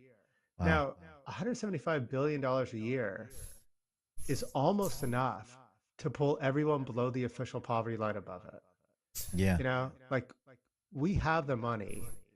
We know how to do this. We just need to stop spending so much money on the rich. Wow.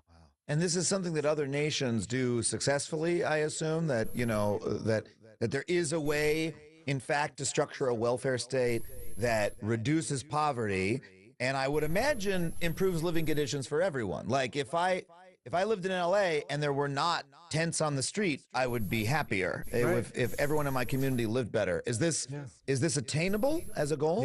Yeah, it's totally attainable. So when the War on Poverty and Great Society were launched in 1964 under the Johnson administration, they set a deadline. They set a deadline, and they weren't playing around.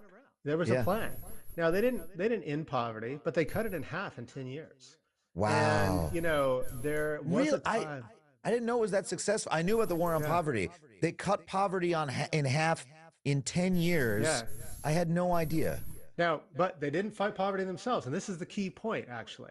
So, War on Poverty, Great Society, these did things like establish food aid permanently, expand Social Security benefits, Medicaid, Head Start was invented. These were really serious, deep investments in the poorest families in America. But they were also rolled out at a time when unions were strong, when 1 in 3 Americans who are in the labor force belonged to a union, where wages were climbing seriously every year, like between 1960 and 1973, 74, I think, men's wages increased almost like 40% across the board, like very strong wage growth during this time. So it was like a 1-2 punch. And that really mattered for lifting a lot of Americans out of poverty. But then, as unions got weak and wages started stagnating, our jobs got a lot worse. And those programs had to work harder for us to kind of stay in the same place. Government programs are work, and they're really essential. But, we can't get where we need to get, which is a 0% poverty rate, which is the abolition of poverty in this land of dollars, without ending exploitation in the labor market and the housing market. And you talked about other countries, and it's funny because sometimes when you talk to folks about this, like at a party or over dinner, they're like, "Oh, it's so complicated. It's so complicated." And then you just look at other rich democracies, and it's not that complicated. And the big tell is like, how much of your GDP do you collect in taxes? And with countries like the Netherlands, Germany, for example, collect about 38% of their GDP in taxes every year. We collect only about 25%. Really? In taxes, and that's the big difference. So it's we don't need to outsmart this problem. We just need to commit ourselves to ending it. Incredible. Well, we're gonna take a really quick break. I can't wait to keep talking with you more about this. We'll be right back with more Matthew Desmond. Our partner on the show today is AG1, the daily foundational nutrition supplement that they say supports whole body health. I gave AG1 a try because my gut health is very important to me, and I wanted a single solution to support my entire body and cover all my nutritional bases.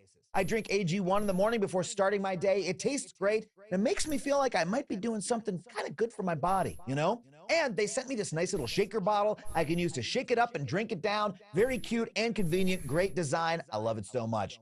AG1 was designed with that kind of ease in mind so you can live healthier and better without having to complicate your routine. AG1's foundational nutrition formula is packed with 75 vitamins, minerals, probiotics, and whole food sourced ingredients in every scoop, which they say makes it easier to cover your nutritional bases every day.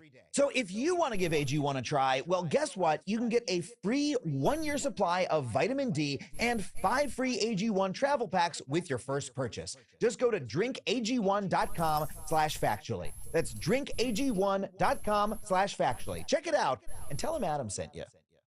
Hey everybody, if you love stand-up comedy, I just want to remind you that I am going on tour this year. I'm headed to Buffalo, St. Louis, Baltimore, Providence, Rhode Island, and many more. If you want to see my brand new hour of stand-up, head to adamconover.net to get tickets. And if you want to support this show, head to patreon.com/adamconover. $5 a month gets you every episode of this podcast ad-free. We have a community Discord. We even do a live book club where we read a recent nonfiction book and discuss it over Zoom. It is so much fun. Hope to see you there. Patreon.com/AdamConover and AdamConover.net for tickets and tour dates.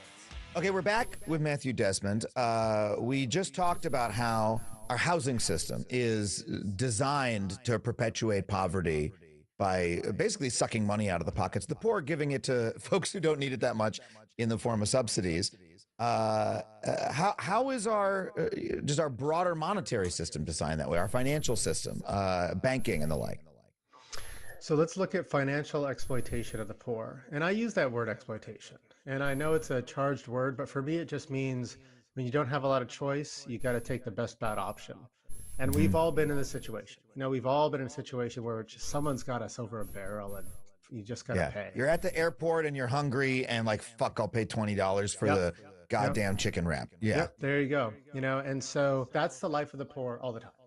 And so let's look at financial exploitation. Every year, $11 billion in overdraft fees, over $1.6 billion in check cashing fees, almost $10 billion in payday loan fees are charged to the lowest income Americans. That's like $61 million pulled out of the pockets of the poor every single day.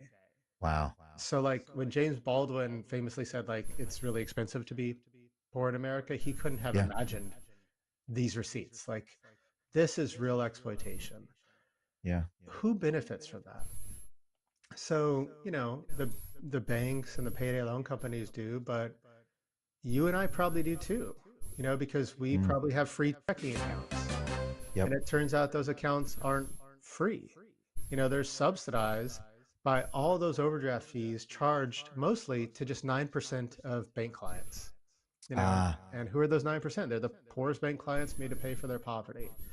So these are ways that like these little invisible ways where we don't think about, you know, but the banking that a lot of Americans experience is completely different than the banking that poor Americans experience. And you know what they need? They don't need financial counseling. You know, they're not making mistakes. They are taking the best bad option. You know, if you look at why people take out payday loans, for example, it's like to pay rent. It's to keep the lights on. You know, it's to meet a basic daily expense. And so I think that what we need to do to end exploitation is expand their choice, give them more access to credit in a way that's less exploitative or non-exploitative. The way that you put it, that the benefit that I receive from my financial institution is coming at someone else's expense is so often invisible. You know, I have a credit card for my airline miles because I travel so much. I fly with just one airline. I got the status, I got the lounge, I got all this other stuff, right? I fly so much, God, I need it, right? Just to get through the flight. However, why is it that every time that I use my credit card, I receive a financial benefit, right? I receive a reward that gives, you know, it might be worth 1 or 2% of the purchase price every single time. And I receive that benefit even though I pay off my credit card statement in full every single month. So I'm not giving any extra money to the credit card. There's a yearly fee for the credit card. That's about it, right? Other than that, it's zero cost neutral for me. Why are they offering me essentially free money to use the credit card? It's because, well, I'm able to pay the bill every month. If you're not able to pay the bill every month, then you're suddenly paying 30% interest to these people for the same credit card. And that's just like, I'm still at the high end of the market. If you look at what, Citibank or Chase or whatever it is charging the people on the low end, who are really not able to make ends meet for the privilege of having a banking system at all, it's enormous. As you say, I don't pay anything. I don't pay anything in those fees, but someone who makes less money is paying a lot more. And then the folks who don't even have enough money to have a bank, instead they're doing their banking at a payday lending place, which is incredibly rapacious, the rates that are charged people, you end up paying more and more and more. And we've all experienced that, I think, in our lives, at the low end, you get soaked more, right? If you have less, you pay more. The lower you get on the totem pole, the more you get soaked by the system. The way that I don't normally think of it is that I'm receiving a subsidy because the money's coming in from other people, and that's a hard thing to realize. Something that I think about sometimes when I have a benefit is I try to imagine, is this a benefit that everybody could have, or am I sitting in a first class seat? The problem with a first class seat on an airplane, you sit in a first class seat and you're like, wow, this is nice. Exactly. Everyone should get to fly in the first class seat. This is wow, I have so much leg room. Yeah. And then you realize, well, the reason that you have more leg room in first class is because everyone in the back has less, right? Because there's a limited amount on the plane, and if they want to add an extra row of first class, they got to squeeze everyone in the back a little bit more. And there's and when you realize that that is the type of benefit that you have, it can be a little emotionally difficult. Right. And so I want to run with this metaphor because this is how America feels to a lot of people that are in first class. Yeah. America feels like it's working great because for them it's working great. You board easily. Someone offers you a drink before the flight takes off. I got a hot towel. You got a hot towel if you need it. You got the nuts. You got room for your bag. You don't have to sweat your bag. And so then it's like, oh, air travel's working, Yeah. But if you're in, group 7, 8, 9, they got to check your bag, your cram. And so that's kind of how America feels. And that's why a lot of affluent Americans don't really kind of understand, life below the poverty line for millions and millions. And let's just pause to recognize how big our poverty problem is. Yeah, please. Because there's a ton of people in the back of the plane, So there's 38 million Americans who are officially poor by our standards. That's like if they formed a country, it would have a bigger population than Australia. That's a giant number of people in America. But, there's also plenty of poverty above the poverty line, right? Like 1 in 3 of us are living in a household making $55K or less. 1 in 3. So if you're making $55K in LA, raising 2 kids, you often aren't considered officially poor, but what else do you call that? Right? Yeah. You certainly don't call it economically secure. Yeah, that's the entire household is making that amount of money. Yeah, that's right. And that was look, I mean, that 55K in a major city in America hasn't been a decent middle class living for decades and decades. I mean, there's so much poverty in America, and everyone agrees that the poverty line is too low, right? Yeah. It's $27,000 for a family of 4. That's just a number that we set, the poverty line. Yeah. Yeah. I mean, we can get in the weeds about how to set it and how to measure poverty if you want, but and there's plenty of disagreement, but you know what everyone agrees on? This is too low. Yeah. If you're below the poverty line, you are in a really desperate situation, and there are millions and millions of us there, and yet we continue to live these segregated lives. And so one of the arguments of the book, right, is reaching for broad inclusive communities, is really pushing back against segregation. And there's a lot of reasons to do that, but one key reason is that, if you have this massive amount of racial and economic segregation, this dynamic sets in, where if you have enough money, you start having this desire to pull away from the public, right? To divest from everything public. Be like, I don't want to take the bus. I don't need that park. I can buy my park. I don't need that pool. I can buy my pool. I don't need your school anymore. I can buy my school. You're describing Los Angeles. And is that Los right? Angeles was built on this principle, basically. Yeah. There's very few public amenities in the city compared to other cities because it was a city that was, or it was really a county that was built on private property and private goods and a disinvestment in public goods. Right. And as that gets more and more, as that momentum shifts in, you have this like rise of private opulence among public poverty. Yeah. And so, I think that describes LA, but a ton of America too. And this is to go back to your point about poverty bringing us all down. This is, a place where you can extend to great riches and still be surrounded by poverty and also fear your kids. And so I think that a society that invests in broad prosperity and the end of poverty, even if that means that the richest among us must take less from the government, is a society that's safer, healthier, happier, freer. Yeah. But I think that mindset that comes from the segregation that you're talking about is becoming so entrenched, or risks becoming entrenched. I have a friend who lives in LA now, grew up in India. And, in India, the poverty disparity, go to any city, is so immense and so right in front of you. It's not segregated. It's right there. I'm sure there's plenty of segregation, but walk down any street in India, you'll see immense wealth and you'll see the most desperate poverty in massive numbers. And there's sort of the way she described it is there's a mindset. It's been that way for so long. People accept it. That's kind of the way it is. There's poor people and there's rich people, and you're lucky if you're born rich. You're born into the right family, right? And if you're, hey, we do what we can to help them, but what can you do? It's got that kind of attitude. And she said her fear was that people in Los Angeles, young people growing up here, are growing up with that same sort of belief now. Hey, I'm doing great. There's tents on every corner.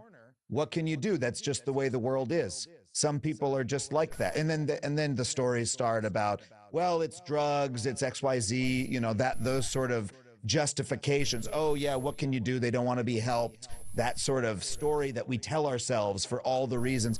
Oh, it's so complicated, we can't do much. When in reality, this is a problem that we could solve if we put our mind behind it. We don't need to accept it. We don't need to believe that it's baked into the structure of our society. Right, absolutely. I mean, the biggest myth about poverty in America is that we have to live with it. Yeah. That there's nothing we can do with it. That the poor will always be with us. That's the biggest myth about poverty. And it's a lie. It's a lie. Look at COVID, right? Look at what happened during COVID.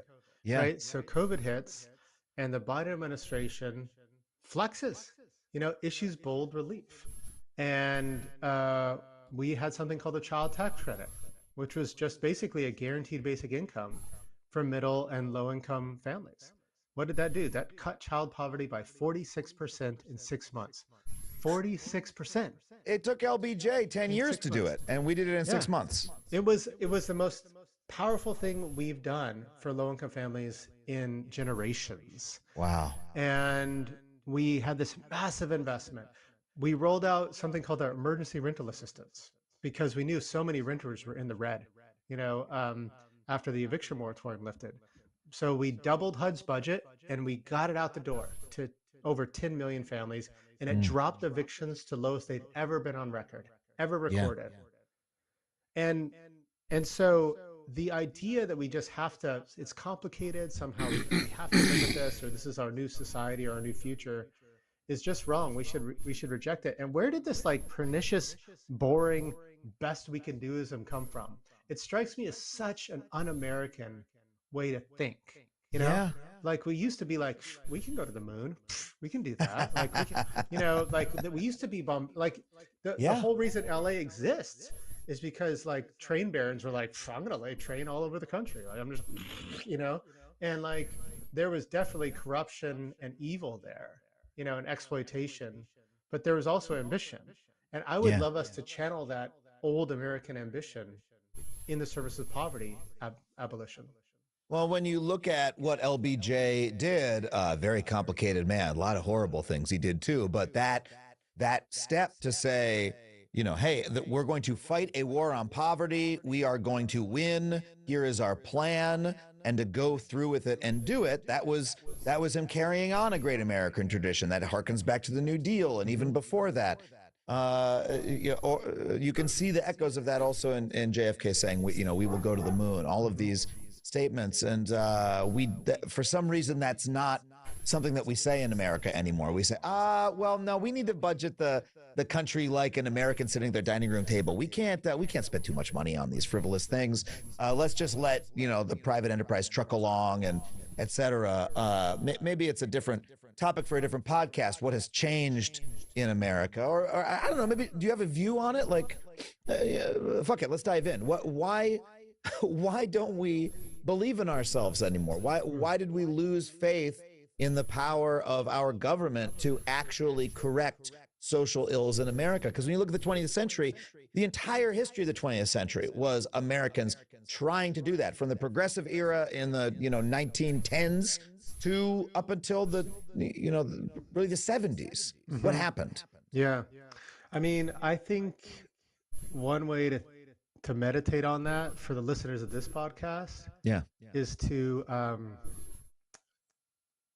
ask ourselves, why were we so damn quiet after COVID when it comes to poverty reduction?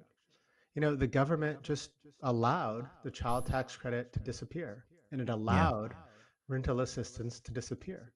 And we're going to return to normal. And man, we were quiet.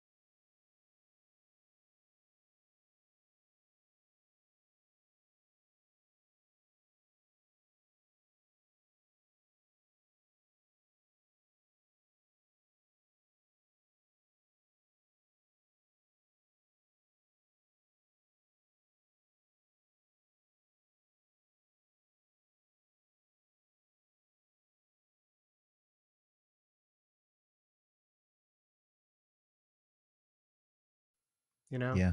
and rental assistance to disappear, and we're going to return to normal. And man, we were quiet, you know, Yeah. and a lot of times we talked about that one senator that didn't vote that way, or that other political party, and Sure. that's fine. Like that's a good conversation to have. But like, did we pick up the phone? Did we write a letter? Did we call our Yeah. congressman? Did we send an email? And when things were happening with the emergency rental assistance program, for example, at the beginning, it was stumbling. It was tripping. It was kind of hard to get out the door. Actually, it's hard to drop $46 billion. You can't drop it by a plane. We had to create these distribution channels, and when it was happening, we were all tweeting about it and writing about it and complaining about it, and then it started working, and we were silent. Mm. And I think a lot of times when we get together at parties and we're like, boy, the Democrats, they have a messaging problem. And I think there's something deeper among progressives in America. We are very fluent in the language of critique, and we are bumbling in the language of repair. And I think Yeah. that we need to find that voice to be like, look, we're not at the mountaintop, but all right, this is it. This is good. Let's do this. Let's celebrate this. Let's give Congress some political cred and cover and reward them for this. And I think this is one of the lessons for us, I think, that we can pull out of that silence and that loss of ambition. We don't say, look at what we fucking did. Yeah. Look at what we accomplished. Look at what we achieved. We say, oh, the effects were disparate and it was hard to access, and we were screwed by that senator we don't like. And I actually a friend of mine who works in politics and leftist politics described it as we have an addiction to losing. that no matter what happens, all we can do is talk about how things should have been better. It's scary to celebrate, right? I mean, Yeah. you don't get on Twitter and celebrate. It's scary to be like, hey, this is great. I like this, because You don't get as there's many retweets when you celebrate. Yeah. I think we just have to find that voice, and I just I've become so tired of absolving theories of poverty, things that let us off the hook. And Yeah. right, left, and center, we have these actually. And so I just, any way we can bring this back to us and personalize the problem and take responsibility for it in a real way, I think that's kind of the stuff of political will building. So, man, this is fascinating to me because I speak to many activists who talk about structural problems on this show. And a message that they often share, and that I've often shared in my own work, is that individual finger pointing is often counterproductive, that shame and guilt are not productive, that we need structural solutions to structural problems, and there are structural bad actors who are causing a lot of the problems, who we need to fight against, but we need to do so through collective action. And you individualize the problem so much, and I just find that very interesting, because it sort of runs counter to a lot of the messaging of the movement.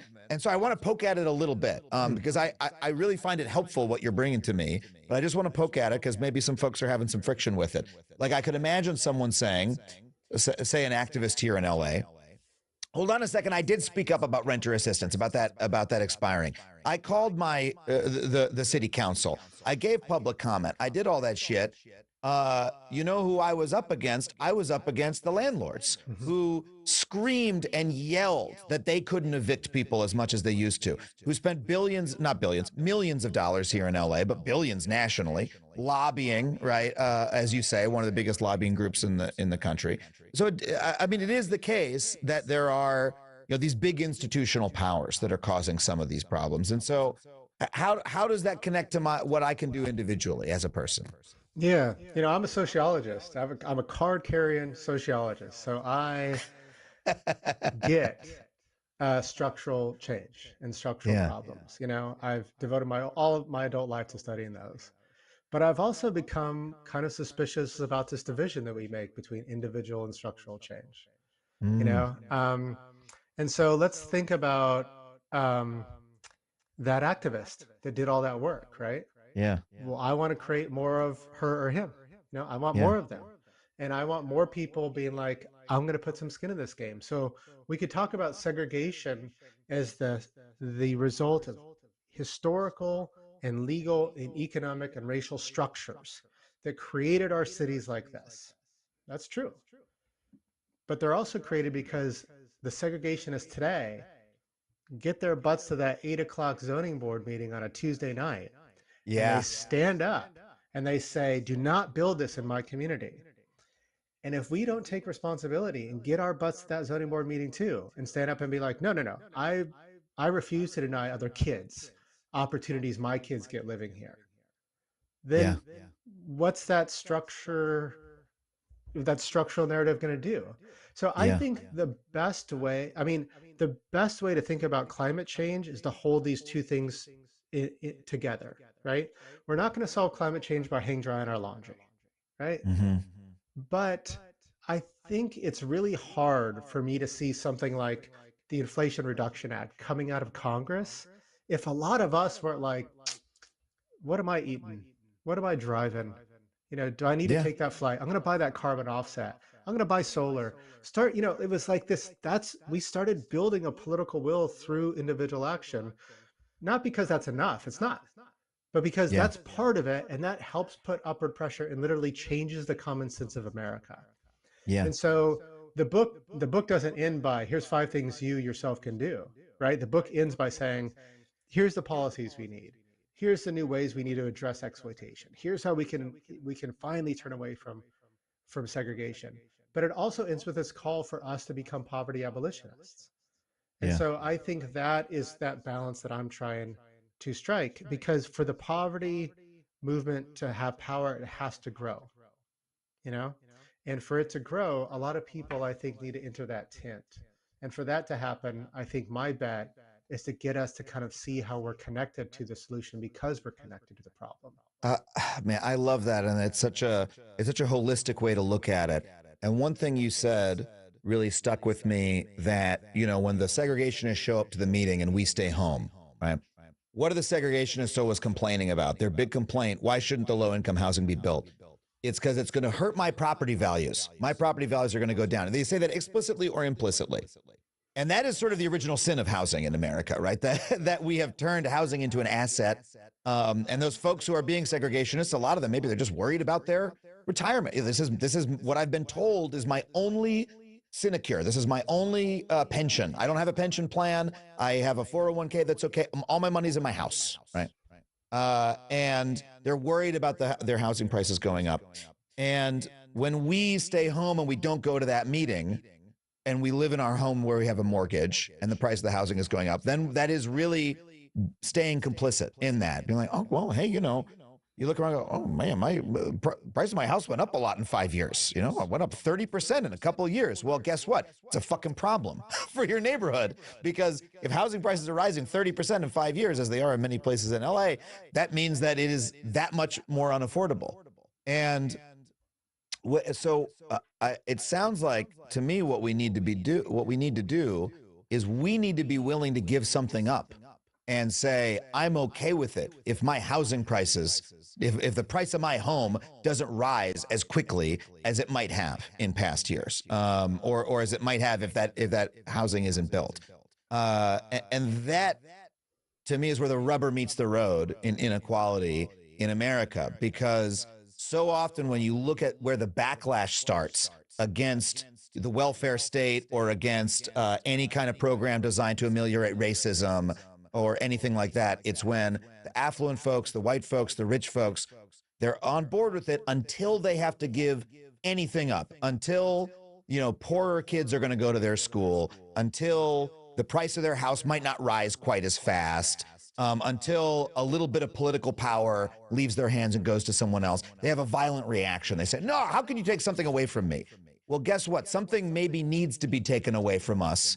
To a certain, we can still have a life, but other people need more, and they need a piece of what we have.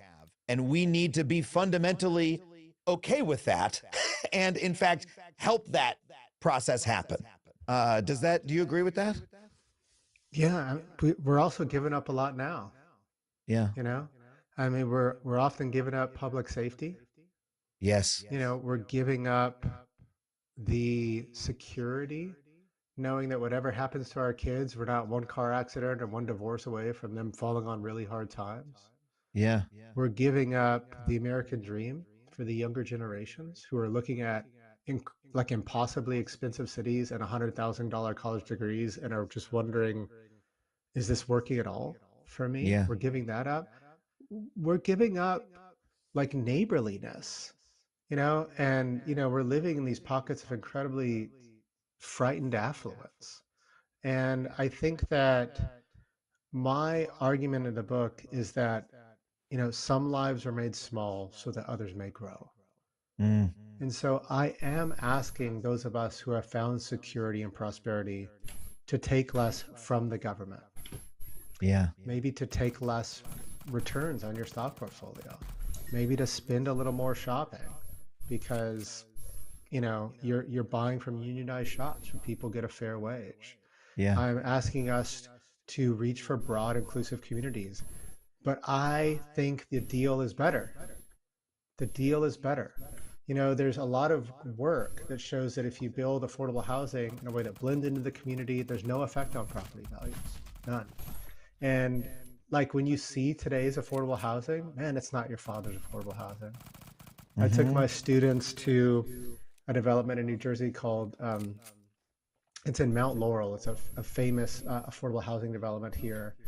And it was a big fight. The homeowners around it were like, just scared that their property values would tank. And it was a big fight and it went through because of a lawsuit. And we were on the bus with the students and I said, just look around. These are the houses that people worried about. Just take a look around.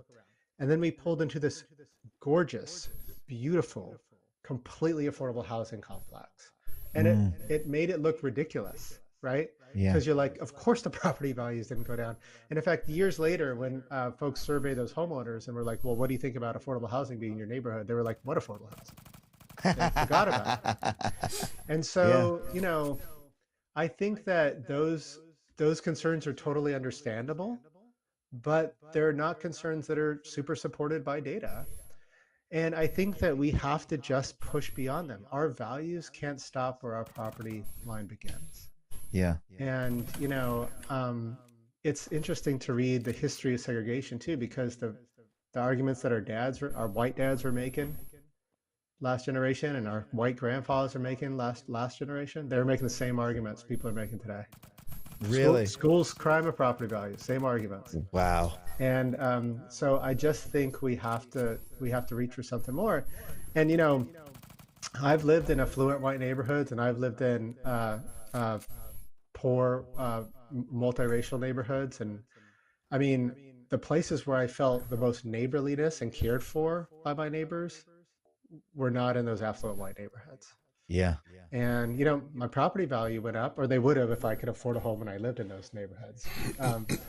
But I traded like joy and community for that, Yeah. And so I think that's the idea that we have to start talking about. We're like, yeah, we're asking to give something up, but we're asking to invest in a better country. Yeah. A country where people look out for each other and help provide for each other and have that sense of community. I mean, a couple times in that answer, you mentioned the fear and the separation that affluent people feel. And I think that's really real. And I think it's not remarked upon often enough that, folks in the upper middle class often who are, people making $1 million a year are often terrified that they are going to lose it all. And some of them are, living on the edge, right? Buying things they can't afford, buying, car payments and houses that they can't, so that if they have one bad year, they really do lose a lot. And that's whatever, personal choice, they could be more frugal. But because our society is structured with such a vast bottom of precarity and poverty, it makes you afraid that you're going to fall into it. Like, just having this conversation, just to use the plane metaphor again, right? A couple years ago, I got the highest status on American Airlines because I was flown business class across country for a gig one time. I was flown to England, and that one flight was like apparently expensive enough that it got me like the highest tier of status. And then that was extended through the pandemic a couple times because they extended the status, right? So currently when I fly around the country to do stand-up. And, I get a lot of nice perks. Last year I flew enough to maintain those perks, right? And as a result, it's more comfortable for me to fly. But also, I only have a year to fly enough and to earn enough miles to get those perks next year, right? And so there's a little part of me that's like living in fear. Uh-oh, what if I don't earn enough miles and next year I'm in the back of the plane again, right? And I'm like, maybe I should get the special credit card so I can earn the special membership miles so I can qualify again, right? Which is exactly what they want me to do. They want me to sink more money into that system so I can save my privileged status, right? And so even though I'm up in the front, maybe having a nice time, I'm not always, sometimes I am, there's that little bit of fear in the back that is, I would rather do without. And like, what if there weren't fucking 2 tiers on the airline at all, right? What if they just distributed all the seats evenly? Everybody got a nice drink. Everybody had a nice lounge to go to. You know what I mean? And it wasn't as high tier as it is now, but it was, the emphasis was on an equal amount of comfort for everybody, and I could feel in community with my fellow passengers, and instead of us glaring at each other, oh, that motherfucker's in first class, you know what I mean? We were like, hey, take a seat, you know, like we're all the seats are equal. It would be a relief to live in that world. Yes. And I think that applies to the entire society, that if the division itself, even if you're on if you have the good end of the stick, you'd be better off if you weren't constantly afraid that suddenly you're going to be in the back. That's the land of abundance. Yeah. That's the land of abundance. And that's the land we currently live in, or could live in. You know what I mean? And so I think that there's this little Aesop fable that I read about in the book where it's like, there's a farm and the farmer's mean old dog climbs on the pile of hay, and the cows come to eat the hay and he growls at them, you know, and they go away. And so what the farmer does is drop the cows' rations and snatches little snatches from the edges of the hay and feeds them, and they go hungry, and the mean old dog just sleeps on the pile. That's kind of how we think about poverty reduction. Yeah. We should just move the dog. Just move the dog. You know, and I think that we have enough abundance that we have to reject there's scarcity diversion. And a lot of times when we have this conversation, people will ask questions like, are you talking about the end of capitalism, or well, shouldn't work be rewarded? These kind of questions. And what I'm talking about is the end of poverty. And you can still have your designer sports cars in a poverty-less America. You can still have your perks. You can still have your motorboat. You know, I'm not talking about this kind of total, you know, upending of our society. I'm talking about a floor that no one should fall below. And I mean no one, with no qualifications. You know, I think that we have enough abundance in this country to make sure nobody falls below this kind of deep level. And like, I was talking to Angus Deaton, the Nobel laureate economist, the other day. We had him on the show a couple years ago. He's incredible. He's amazing. You know, he estimated that over 5 million of us live on $4 a day or less in America. Wow. 5 million of us that are abjectly poor by global standards. Wow. That shouldn't happen in this rich land. And so part of this work, I think, also is just there's this tendency, right, among upper class Americans to reject their status as upper class Americans. You know, to say like, well, here I'm middle class. You know, like in this city, I'm middle class, you know? And I think it gives this weird impression where everyone feels a little, that they have to clasp onto their thing. And I think you're right to identify poverty as this fear. I think, you know, the fall into poverty is kind of the ultimate American fear. Yeah. And wouldn't it be nice to have a society where you knew, like, whatever happened, you'd be okay. You know? Exactly. You know, you might not be super rich, but you'd be okay. You know, and that's the society that I want. And that's the society that I think a lot of Americans want. And here I'm pretty hopeful, actually. I think things are changing. I think like the old is dying and the new hasn't been reborn here. Most Americans want a higher minimum wage. Most Americans think the rich aren't paying their fair share of taxes. They're right. Most Republicans and most Democrats think that poverty is a result of structural forces, not individual failing. So I think that there is a shift going on in the American public. We want a new story. We want to have a different conversation about inequality today. I completely agree with that. And it's funny, you talk about people grappling with their status. You hear me grappling with it over the course of this conversation, right? Talking about here's what it's like when I fly. Here's my situation with housing. It's something that I try to grapple with as much as I can.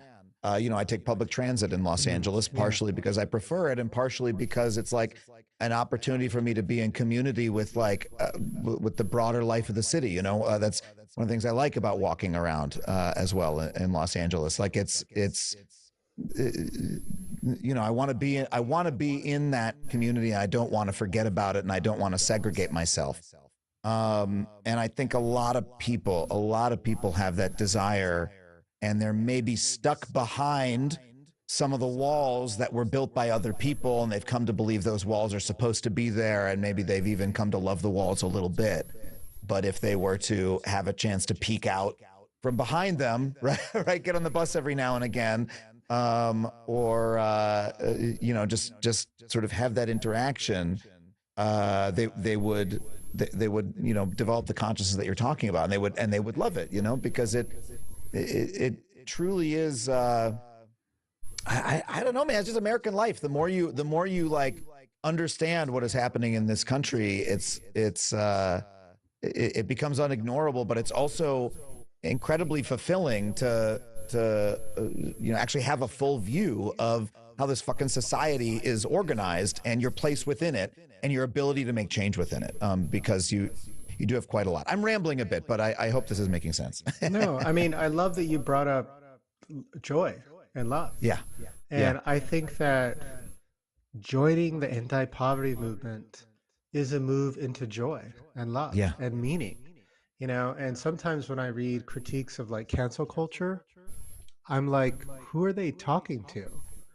Because the anti-poverty movement, which is led by poor people, is an incredibly warm-hearted, joyous place. Before the pandemic hit, I spent about a year and a half with a group of tenants organizing in Minneapolis. They were called United Renters for Justice. Undocumented immigrants, spoke a lot of languages, across Google Translate app, and they were fighting a negligent landlord.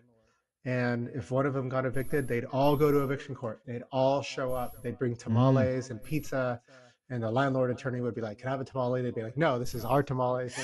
And that would devastate me if I was denied a tamale. That's like my favorite food. It's a deep cut. Yeah. Oh my God. Yeah, it was a deep cut.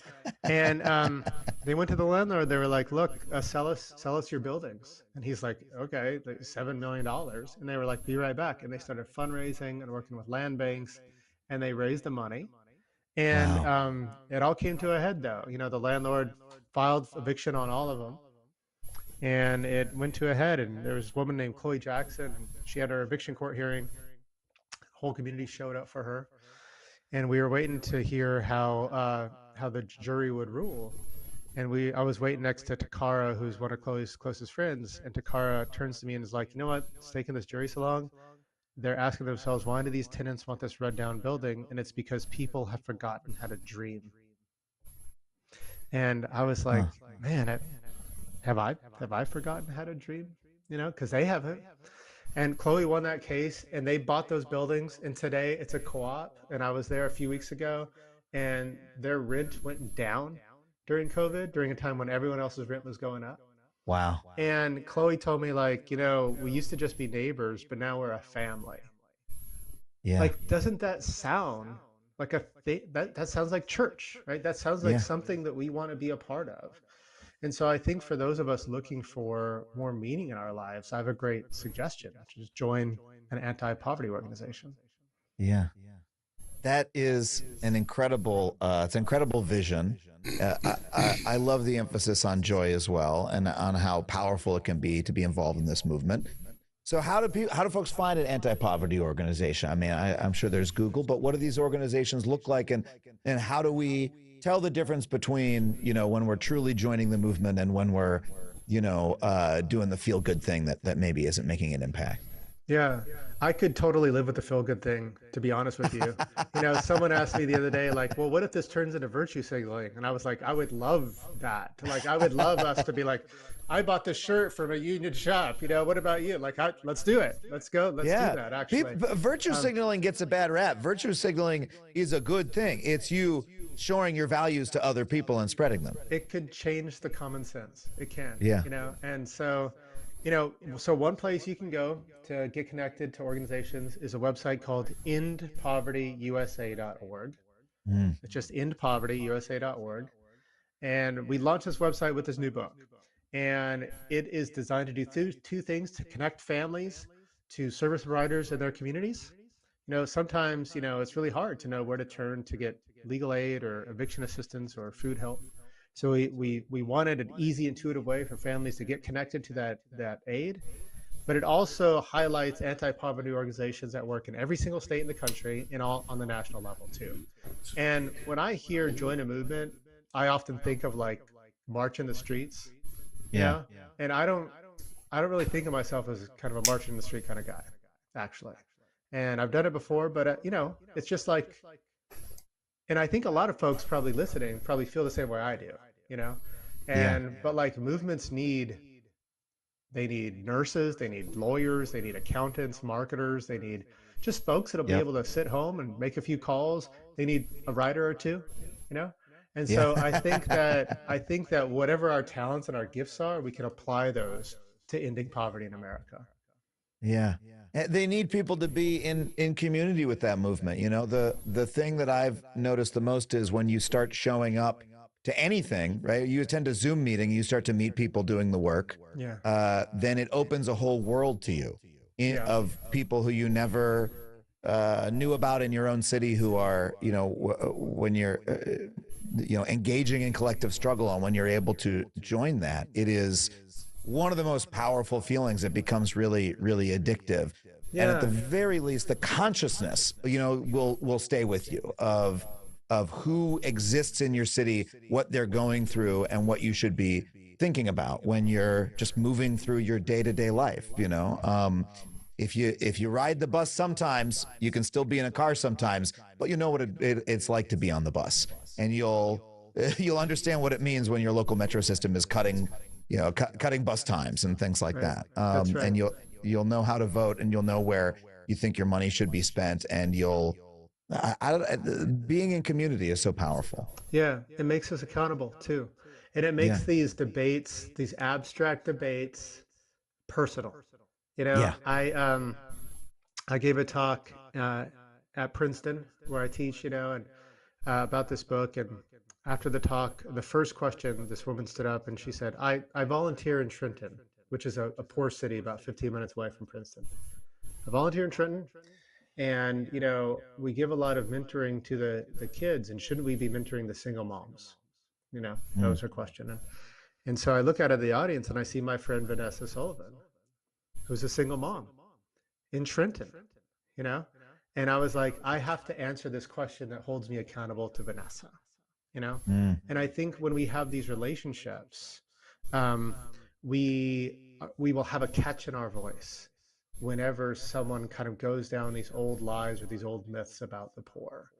I wonder how many folks that were just debating work requirements, in Washington, just actually know someone on food stamps, actually have been in a welfare office, have, sat for 5 hours for a 10-minute appointment, who know how hard it is to work and work and work and never get ahead in America. I think if there was more genuine relationships across class lines, we'd have a completely different poverty conversation than we often do at the highest levels.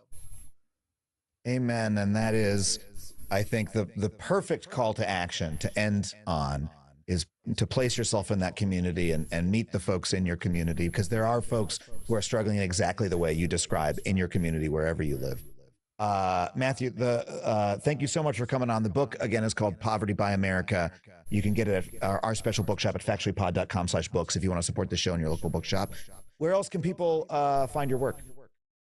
Oh man, I run something called the Eviction Lab. You can go to evictionlab.org if you want to learn about housing insecurity and homelessness and eviction in your own community.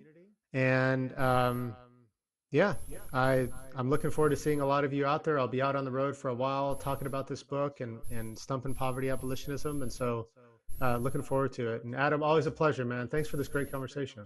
Oh, Matthew, thank you so much. It's wonderful to have you back. I hope you write another book very soon so we can get you back on the show. Thank you. Thank you. Well, thank you once again to Matthew Desmond for coming on the show. If you want to pick up a copy of the book, head to factuallypod.com/books. And if you want to join a local poverty abolitionist organization in your area, head to endpovertyusa.org. I want to thank everybody who supports this show on Patreon, especially those who do at the $15 a month level. And if you do, I will read your name on this very show. Most recently, we had supporting at that level Sagar Matra, The Spicy, Nick Frazier, Transient Astronomer, and Ken Runner. Thank you so much to all of you. I want to thank our producers, Tony Wilson and Sam Roudman, everybody at HeadGum for helping make this show possible. You can find me online at Adam Conover, wherever you get your social media. And don't forget, if you want to come see me on tour, head to adamconover.net for tickets and tour dates. Thank you so much for listening, and we will see you next week on Factually. That was a HeadGum podcast.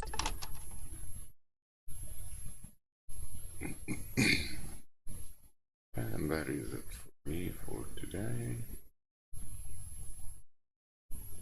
I'm going to go have dinner and a shower. Enjoy your evening. Thank you to those around.